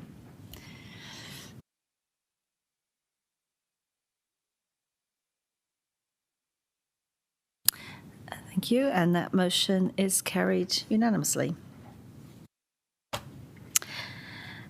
Next on the agenda is 2.6, the long-term plan development program. Now, this is a sort of, it wasn't initially intended to be on the on our agenda, and I asked for it to be put on. And I would just like to acknowledge the Office of the Auditor General's for this, because after going through a session, I thought, this is something that our committee should have oversight for and provide some formal assurance. I acknowledge that we've had an outline of our long-term plan process presented to councillors via a workshop approach, which is fine for the elected members, but one of the things that the added value of this particular committee is we do have 2 external appointees on the committee, and having their oversight and contribution certainly we value. So I think it was important to come to this committee and also acknowledge that as a governance level that we do need to formally have assurance from the Chief Executive that our council will be able to deliver a consultation document on our next year's long-term plan in the right time frame, and obviously with audits approval as well, that that it's something that we can fund. I wonder if welcome Baz and Lloyd, and I wonder whether you could just give us a very high level view of to give us the assurance that we've got a good solid process in place, and we'll get that document out in March. Absolutely. Thank you for having us. Look, I've got a couple of slides. The paper is quite comprehensive, and we've also attached our LTP charter, which has got even more detail in terms of how we run the LTP. So you've got comprehensive level of information, but what I thought we would do is just quickly pull out the key highlights, if you like. So if we can go to I've got the clicker myself. There we go. So in the slides, what we'll cover just the process, how the different components of the LTP come together. We'll have a quick chat about governance, how we make decisions and how we manage risks, and I'll also just quickly cover off quality, so how we ensure we have a compliance CD in early next year, and also a final LTP. So that's what we'll cover very quickly. It's all in the report as well, but in essence, what we're talking about is pretty much actually anywhere between a 16 and 18 month program of work. All right, that's what it takes to do an LTP. We start in March. And that's the first stage that we go to councillors, have high-level conversations around the context, start talking to them about challenges, and also that's normally the time we start tabling significant forecasting assumptions, noting that COVID-19 has impacted that to some degree. We kind of build the plan from May to December. That's when we do a substantive amount on the LTP. So this is when we do service management planning, this is when we do asset management planning, we do the base budget. And in essence, all the workshops that you've already undertaken. It's also the time where we start looking at the financial policies and strategies as well. And from late 2020, we start doing the trade-offs. This is when we start having workshops and discussions with councillors around everything that is wanted to be done versus what's actually possible to be done. So that's the trade-off discussions. They go right through to next year. Then we build the CD, which then gets audited. And then that goes out for consultation under the special consultative procedure, and that's normally all happening late February through April, May. So consultation is normally around that April time frame. We hear from everyone. Special consultative procedure requires a formal hearing process. We hear them, we analyse the data. Then, of course, we make recommendations back to committee, and final decisions on a 10-year plan is made, and we strike the rates all before 1 July. That doesn't actually finish the process. It does for you, but not for us. We, of course, then have to produce the document in final form, and we also write back to the submitters, thanking them for their feedback and so on and so forth. So about 18 months of work. The next slide just provides a bit more detail in terms of what that includes. So there is a multitude of components to an LTP that all interrelate. And they're all, like I said before, they're all interrelated. We're about halfway through the process. We're partway through stage 3, but recognising that we've still got a significant volume of work ahead of us. So we've still got a whole series of workshops with councillors before December, and that will follow with more workshops and formal decision making early in the new year. So this is in the charter. So you're welcome to look at it in more detail, and we're happy to answer any questions in relation to it. In terms of governance and oversight, there's a number of different actors that come to play. Of course, council is the body that makes the final decision in terms of the CD, the final LTP, and the striking of the rates. We, as a council, have set up an annual plan committee. It's a little bit different than a lot of other councils. So we have a specific tailor-made committee that is focused entirely on LTP and annual plan matters. Okay, we're a little bit of an outlier in regards to other councils, how they do that. Then we have FARS. We have this committee in terms of assurance and process. We have the Revenue and Funding Working Party.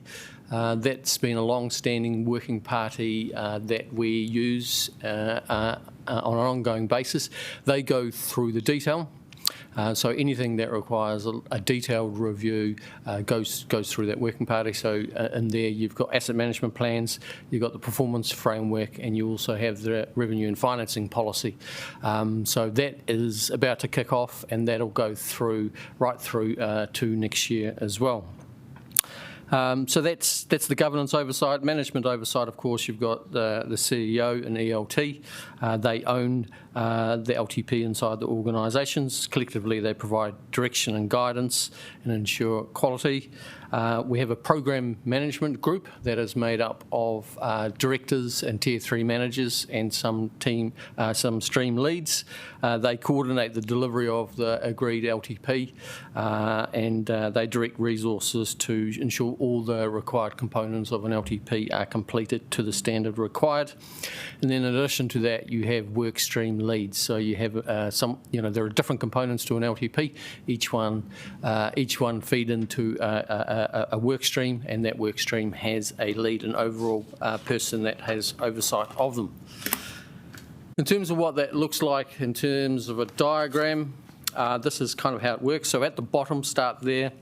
You have the work stream delivery teams and managers. That's where a lot of the work gets transacted.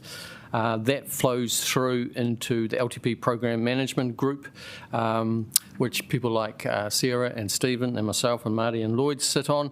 The team leads flow their work through into that, and that team meets on a weekly basis to ensure the work programs are on time, being progressed, and are being delivered to the required standard. They meet on a weekly basis. ELT, so the work then flows into ELT, and they sign off on the majority of the work before it goes to councillors for consideration, either in a workshop or a committee type setting.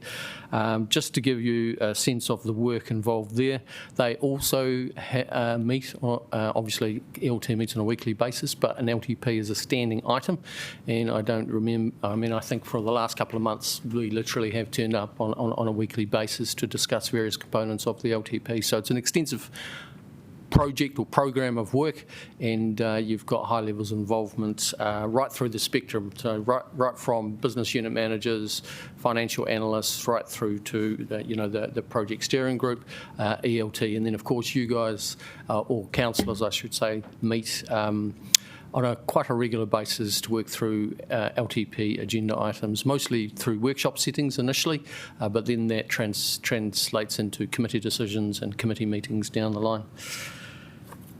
In terms of quality assurance, there's a couple of different things that we rely on to ensure that. So we've obviously got the Local Government Act, legislative compliance, and we have a checklist that we set up right at the start of the program, and then we check it off as we go through the LTP process, and it's attached as Appendix F in the program charter that's available in your agenda.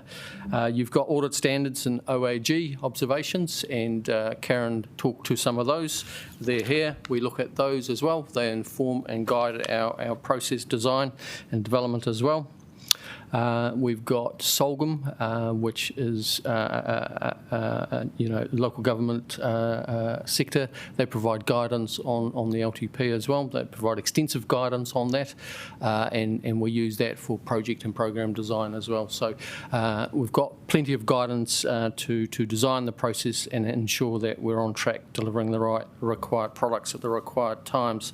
SOLGM guidance is also attached, or a summary of it's attached in Appendix C to the report. There's also very specific standards that we also have to have a look at for certain products, like asset management plans have got their own standards that, of course, need to be factored into the process. And there's internal standards that we work to as well. So we've got an investment delivery framework, and we also are guided by things like the significance and engagement policy that determines the significance of an issue, which guides our thinking in terms of what ends up in a CD and so forth. So that's just a rapid fire overview of the LTP, and that's all I wanted to say, and we're happy to take questions.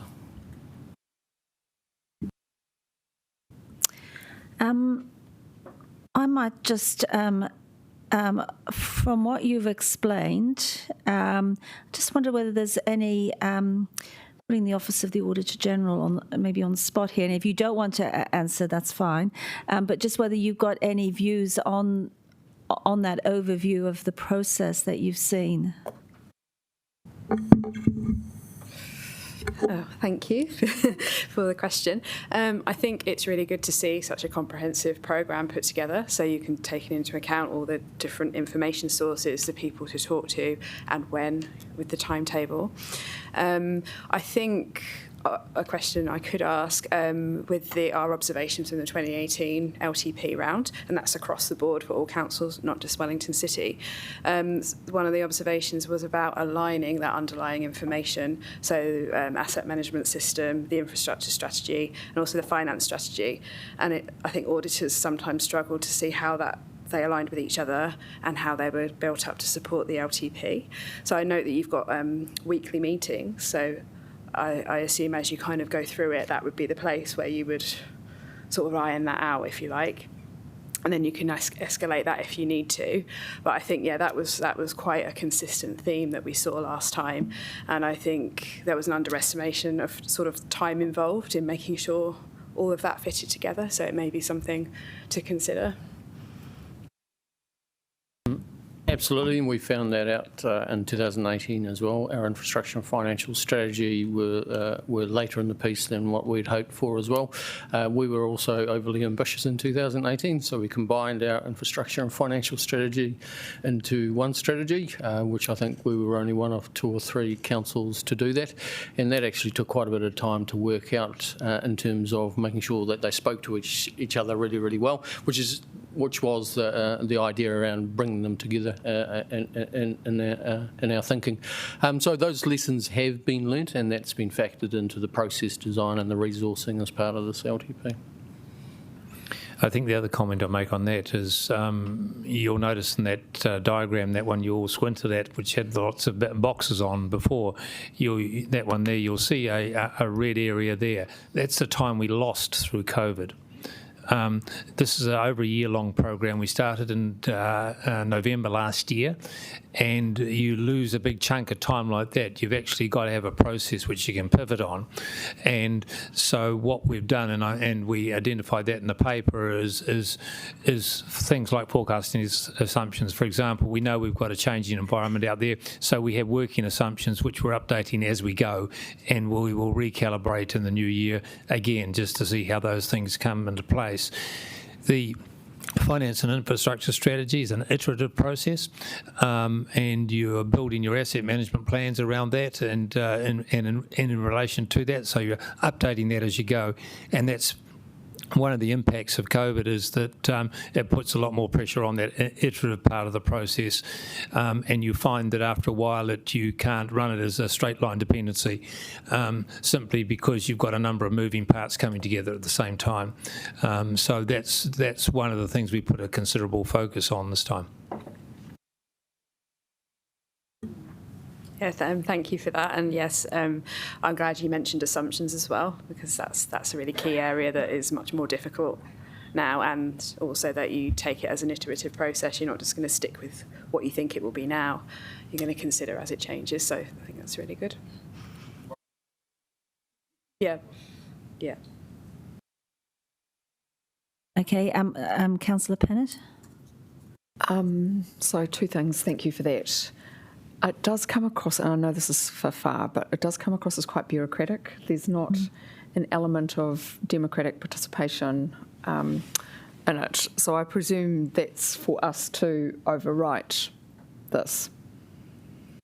Because your objective of an LTP is not my objective. That wouldn't be what I'd be really going for. So our objective is to be legislatively compliant, which yeah, well, I'd appreciate that should be done as a foundation. But so what I would say is that this process is different to 2018. I think you would have to acknowledge that the level of involvement in councillor workshops in terms of looking at service levels of service is significantly different to 2018, and I think it'd be interesting to hear where you'd see more of a role for councillors, because we see much more of a role coming through in the engagement space and the consultation space, and then of course the decision-making space, which is geared towards early next year, which is in essence confirming the CD, taking that out for consultation, and then of course confirming those levels of service in the final LTP in June. So I can answer that by asking my second question, which is around saying it's an iterative process. See, I don't think that's what it should be at all. In fact, and I feel I've been burned by some infrastructure issues that we have massive investment to do. So just sort of, dialing it around a little bit isn't going to be satisfactory when we're talking about billions of dollars investment needed.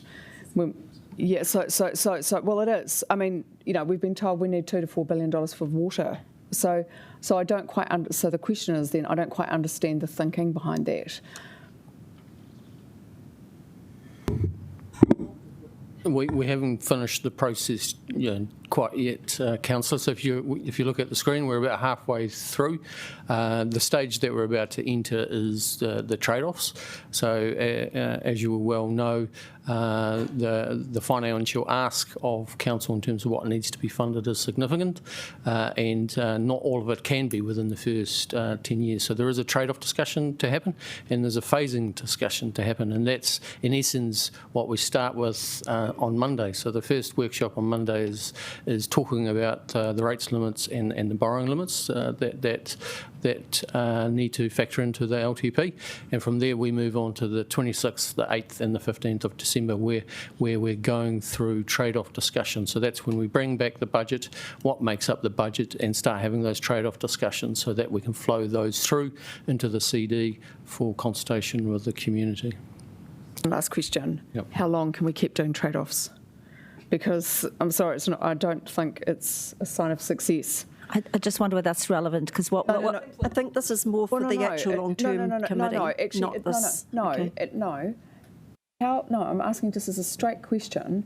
There's investment needed. Yeah. Look, so I just think this paper is about us providing assurance that we've got a process in place in terms of the trade-offs. That's part of the process in terms of how we work through those. So I think this discussion needs to focus on, have we got assurance over that we've got a good process that's going to deliver us a robust LTP. So, and I might vote.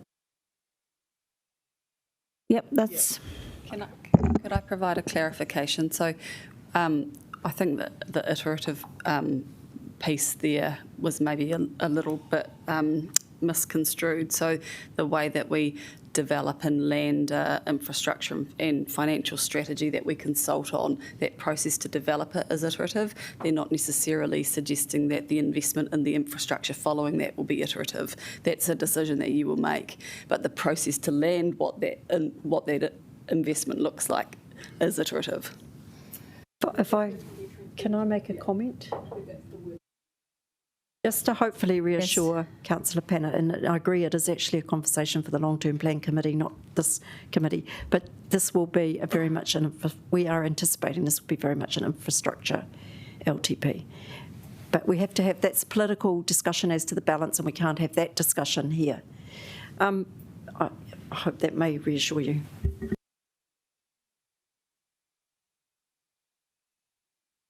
Deputy Mayor Free, you had a question? So I had a couple of questions, and one is about the early engagement, and it might go a little bit back to Councillor Pannant's concerns. I saw in the document that there is anticipated to be early engagement with the community. At what stage do you think, and what do you envisage that might be, and what stage would you think we would do that? Being as it's coming up, we are cutting the time frame quite tight. So Councillor, there was a workshop on this, I think last week or the week before. So that's already started at a very high level. So we've already started conversations with key stakeholders, our advisory groups and so on and so forth. So I'm not sure if you were at that workshop, but if not, I'll be able to send through that I just wanted to clarify that that is the plan. That yes, is what's absolutely. planned. That's already underway. Yep. And the focus of the early engagement is largely around raising awareness and circling back on the outcomes that you as a council have already worked on. So it's pitched at that higher level. And my second question is, being as we have had a chunk of the time frame taken out by COVID, and we won't be the only council in that position, are there any councils you're aware of who are signalling trouble meeting the June deadline? Or is it, are we too soon in the process for that to be a concern? I don't know of any yet. I think because there was an extension of the deadlines for the annual reports and the audit sign-off, there's a lot of focus on that being the end of November coming up. So I don't think they've turned their mind to that yet. But we're expecting we may hear more about that coming through, where they're like, actually, we're struggling to meet the timeframes. But as it stands, yes, the LTP timeframe hasn't been extended. So you can speak. Yeah. Obviously trying with this to meet that timeframe. I just wanted to know. I can speak to that, Councillor. We're in touch every week with Greater Wellington. We coordinate with what they're doing, and every month we coordinate with all of the other councils in the region.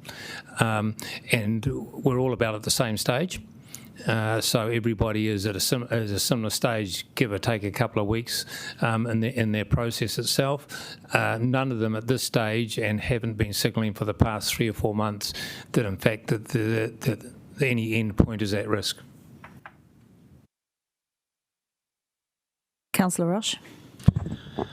Thanks. I mean, I've never done this before, so and gone through the process.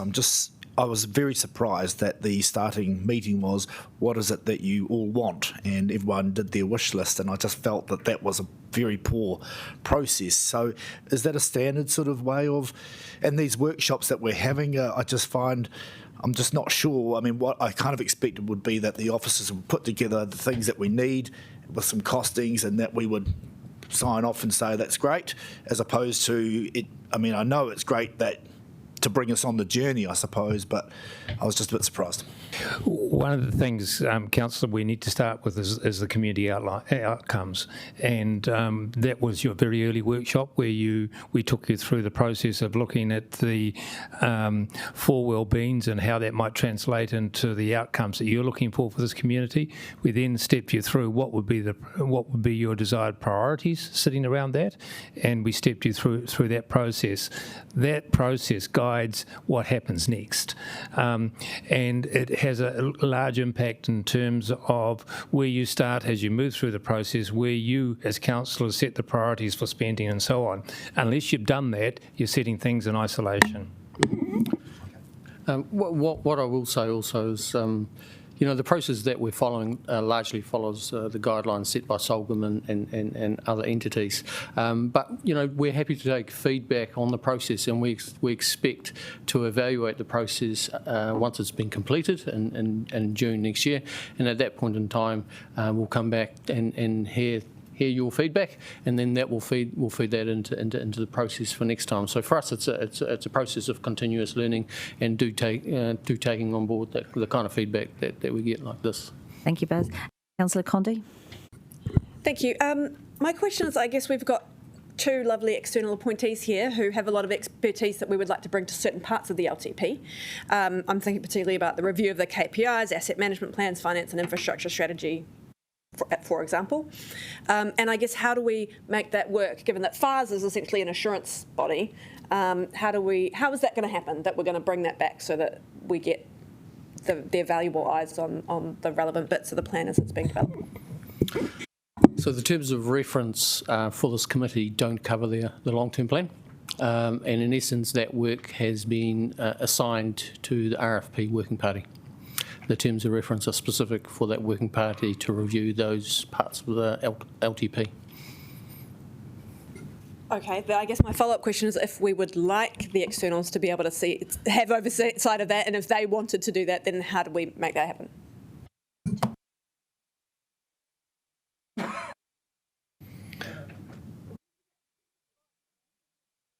Yeah, I think sometimes you got to realise that we're here while we're here, and we're certainly not here to help the plan through itself. We're here to see that the plan is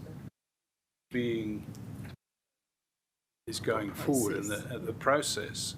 And at the moment, I can say it looks good, and I haven't got much more to say. Certainly not going to go directly into the plan itself.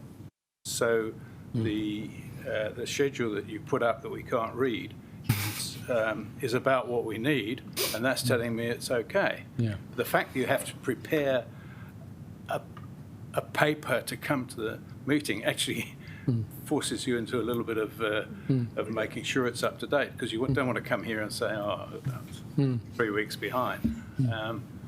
So I'm pretty comfortable, but I think you have to get your expectations right, is that we're not Superman.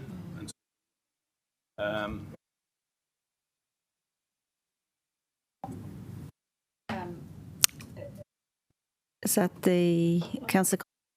Yeah. Deputy Mayor Free.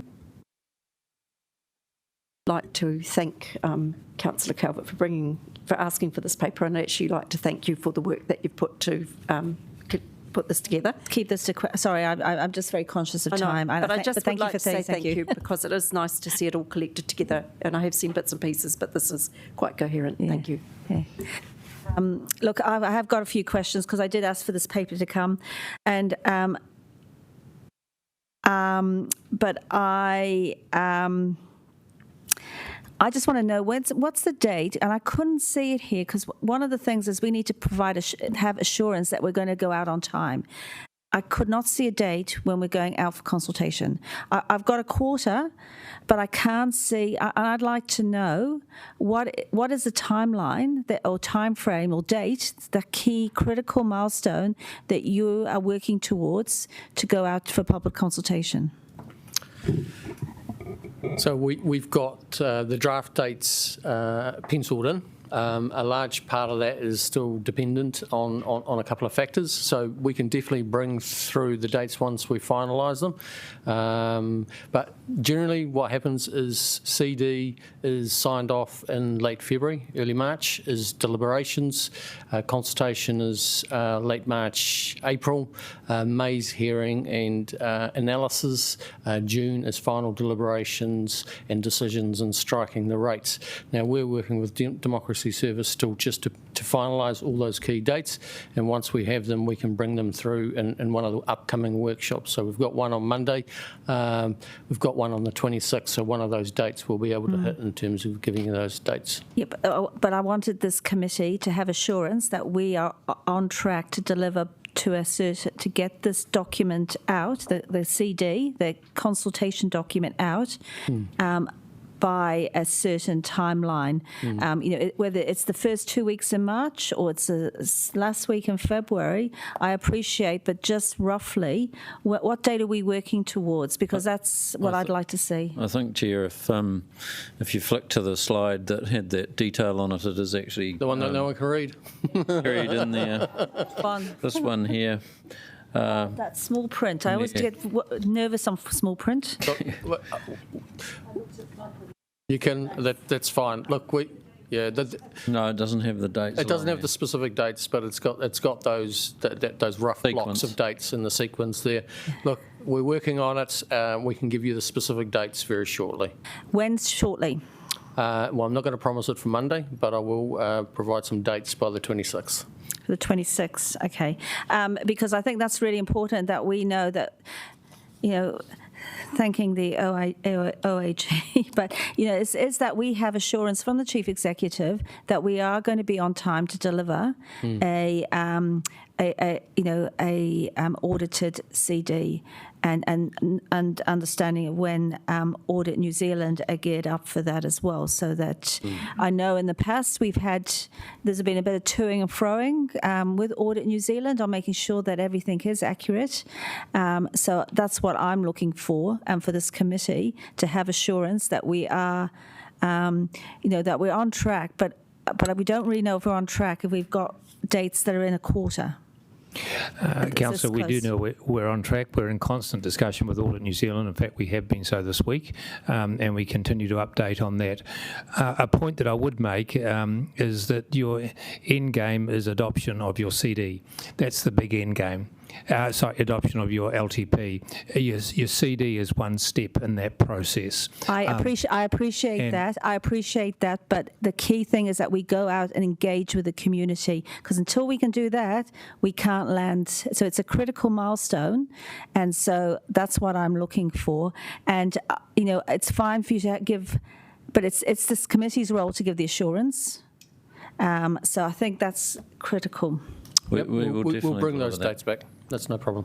Yeah. And I did have some other questions. I mean, this is an LTP. I see you've produced a long-term plan program charter. Is this something that, and I notice it's been ELT endorsed or approved, is this something that should have come before even the long-term plan committee? Most of it's actually internally focused downward in terms of the work streams that are being prepared. The aspects that you have kind of signed off as the big building blocks. So it's consistent, but that's a level of detail that we wouldn't really bring through to the council for sign-off. Yeah, what I would add to that is that at each workshop we generally have one or two slides around the process and articulating where we are in that process. It is at a slightly higher level, and I guess I can only echo what Stephen said, is that the charter is very comprehensive, but it factors in a lot of the internal processes as well. Yeah, but again, it's workshops, and I'm looking for that we do get final. We do we do give that assurance that we've got a robust process in place, and workshops don't necessarily do that. The program charter is a foundation document of almost you'd expect to see in any big program itself, which guides it through, and that's been signed off by ELT. Then the second part of that is, as you work through your process, you're constantly updating your charter. There are things that happen that if you find you need to move your timeline and therefore dependencies change, then you update your charter, as we've done. Yes, I appreciate that. I'm an ex-program manager, so I do understand that. It's just that there is also a governance layer in any program or project. So I think because one of the things is that it's not quite clear as how the governance level of this organisation provides assurance that it's comfortable with the whole LTP process, and I think this is definitely something to look at. And Councillor Condi was, I think, touching on that before. I suppose, Chair, that's why you asked for this to come to this committee. And I guess this is your opportunity to endorse a comfort level with the approach, and probably in the ideal world. It might well have come to this committee earlier if we'd had an earlier committee, but it's kind of just out of sequence, really. Okay, so what I'm going to, I think, unless there's any further questions, I think we will go into debate on this and on the recommendation. So I will move the motion, being the recommendation in the officer's report. Is there a seconder? Thank you, Councillor Condi. And as I said, I brought this, I asked for this paper to be before us because I was concerned that there had been no sort of formal sign-off over the process of the LTP, and that, how did we get assurance that we were on track to be able to deliver this in the timeline required, noting that, like with any piece of work, often there's change management in place in terms of, things happen that you can't plan for. And I do note that we have quite a fragmented approach to this. We've got the long-term plan committee, we've got this committee, we've got the Revenue and Finance Working Party, and then we have various workshops. So I am noting that we have, from my perspective, have quite a fragmented approach, which is where the trouble is. When you've got a fragmented approach, things slip through the cracks. Like, we haven't formally, and I don't think even endorsed the approach. It's actually, who is required to actually give assurance to council, the governing body, over the process to deliver the long-term plan on time. So, I note the recommendation. It's endorsing the approach. So, but have we got, and this could be part of the debate, but have we got enough assurance that we are going to be on track to deliver this LTP? Would anybody? Why? I'm opening it up to debate. Councillor, and I'll just, first of all, you'll reserve your right. Thank you. So I guess really it's a question of whether you think it's just fine from a process point that they'll deliver it on time. If they are, you're competent people, I'm sure it'll be fine. What I'm concerned about in saying I endorse the approach is that I'm not sure all our processes are right if we've managed to miss some major issues. That our LTPs have gone through many people by the time they come to the table. And while some of these things are political, we need advice to make sure that we're making the right big calls, because, Bears, because I've got institutional knowledge, I know you've made some changes, but it does seem like this is the kind of LTP we do every time. And I guess that whether that approach is adequate is the thing. But I don't want to be difficult about it. I'm sure you'll meet all your deadlines, but I just hope that those comments will be heard, because we can't do another LTP like we did last time, clearly.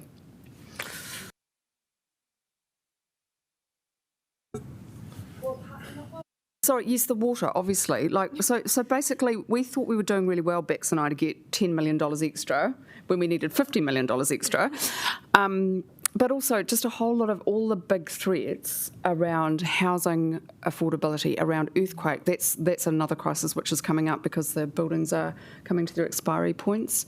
We've got lots of big challenges. So just to be kind of going, oh, we're just going to do this, this and this, doesn't give me the assurance that, and it's a process point, it's not a political statement, that's all. Yeah, but anyway, I don't want to be difficult. And also it's nearly 20 to 5. I've got to be at another function. Quite. Can I speak? Yeah. Councillor Rush? Yeah, yes, Councillor Pannett, never political. Why don't we just say we note the approach?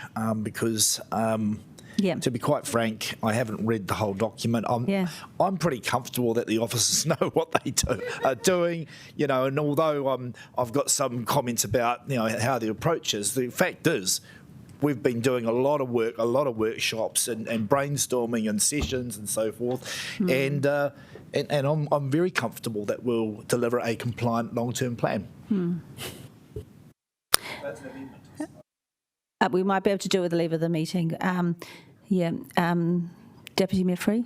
Look, I understand the concerns because it's the first time I've gone through the process in this much detail as well, and from a leadership point of view of leading the long-term plan committee. I think we do, in a future council, need to look at the structure. It is quite cumbersome, and there's, there are some, I agree with you about the fragmentation, but this is where we're at. We will get very soon to the pointy end of the discussion, and I think councillors will have some comfort that there's going to be some pretty robust debate and some big ticket items, and it's going to be a hard balancing act. But I am reasonably comfortable with the process.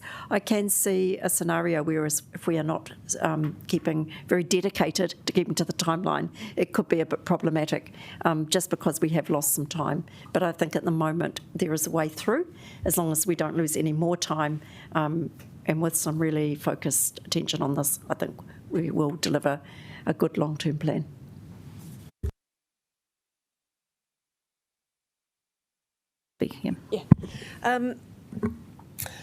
I guess I just really wanted to reflect on the impact of COVID on the planning, and just commend you on the work that you've done about how to pivot that to make up for this enormous hole that we've got in the middle of your project timeline.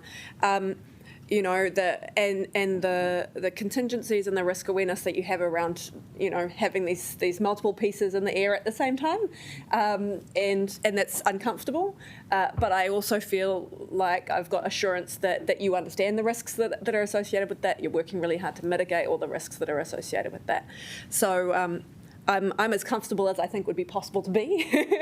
I think it's. As Councillor Rush says, we've been doing a lot of work, and I can see that we've already come a long way.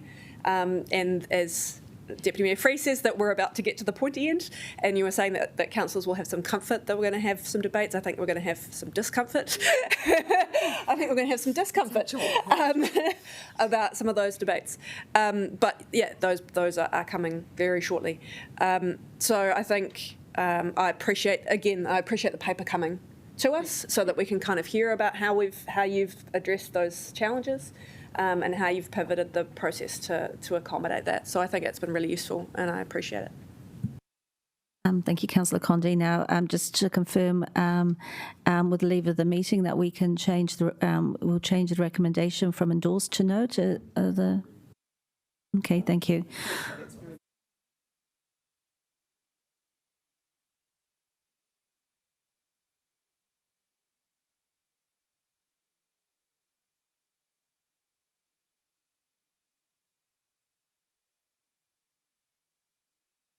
Okay, I won't do any right of reply. You'll be pleased to know. So look, I now put the recommendation forward. Please vote accordingly.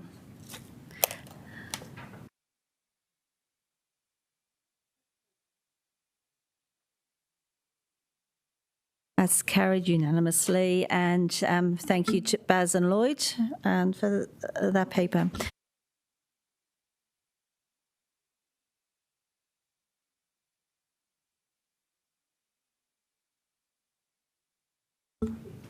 What do you...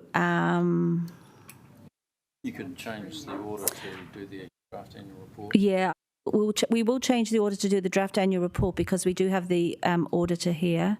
So I think that's important that we do that. In terms, officers, can you give me some guidance in terms of the other couple of papers on the... So we've got we're recommending that we actually do a bit of a workshop on the insurance space. So I'm happy if we just take the paper as read and ask any questions you may have briefly. Okay. Noting that we'll have some more dedicated time coming up. And the strategic risk is really bringing back to the table the work from the workshop. So depends how much you want to get into that, but it reflects really all the work that you've done on that. Okay, so I think we'll get into that conversation and we can decide, see how that goes. So look, Iona's favourite topic, public excluded. Okay, so... so officers recommend that the public is excluded from the following part of the proceedings of this meeting, which is the agenda items that you'll see there. I'll move... Which one am I thinking? Okay. I'll move the recommendation that the Finance Audit and Sub-Risk Committee agree that Karen Young, Audit Director from Audit New Zealand, and Laura Cannon from the Office of the Auditor General be permitted to remain for public excluded items. Listed, that's the 3.1 Insurance Reserve Fund performance, the 3.2 Risk Management, Strategic Risk Profile, and the 3.3 the Draft Annual Report. And remain for public excluded items after the public has been excluded because of their knowledge of matters which help this committee in its decision making, and pursuant to the provisions of the Local Government Official Information and Meetings Act 1987, exclude the public from the following part of the proceedings of this meeting, namely the Insurance Reserve Fund, because of... Do I need to read all of that? I don't. Thank you. We'll take it as read. Thank you very much. We do need to vote, so I'll move that. Can I have a seconder, please? Thank you, Councillor Condi. Is there any debate? Okay, so please vote accordingly.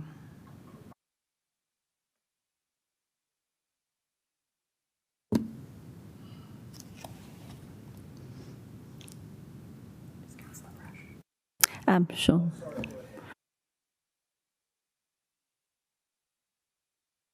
Thank you. That's carried unanimously, and we'll now go excluded.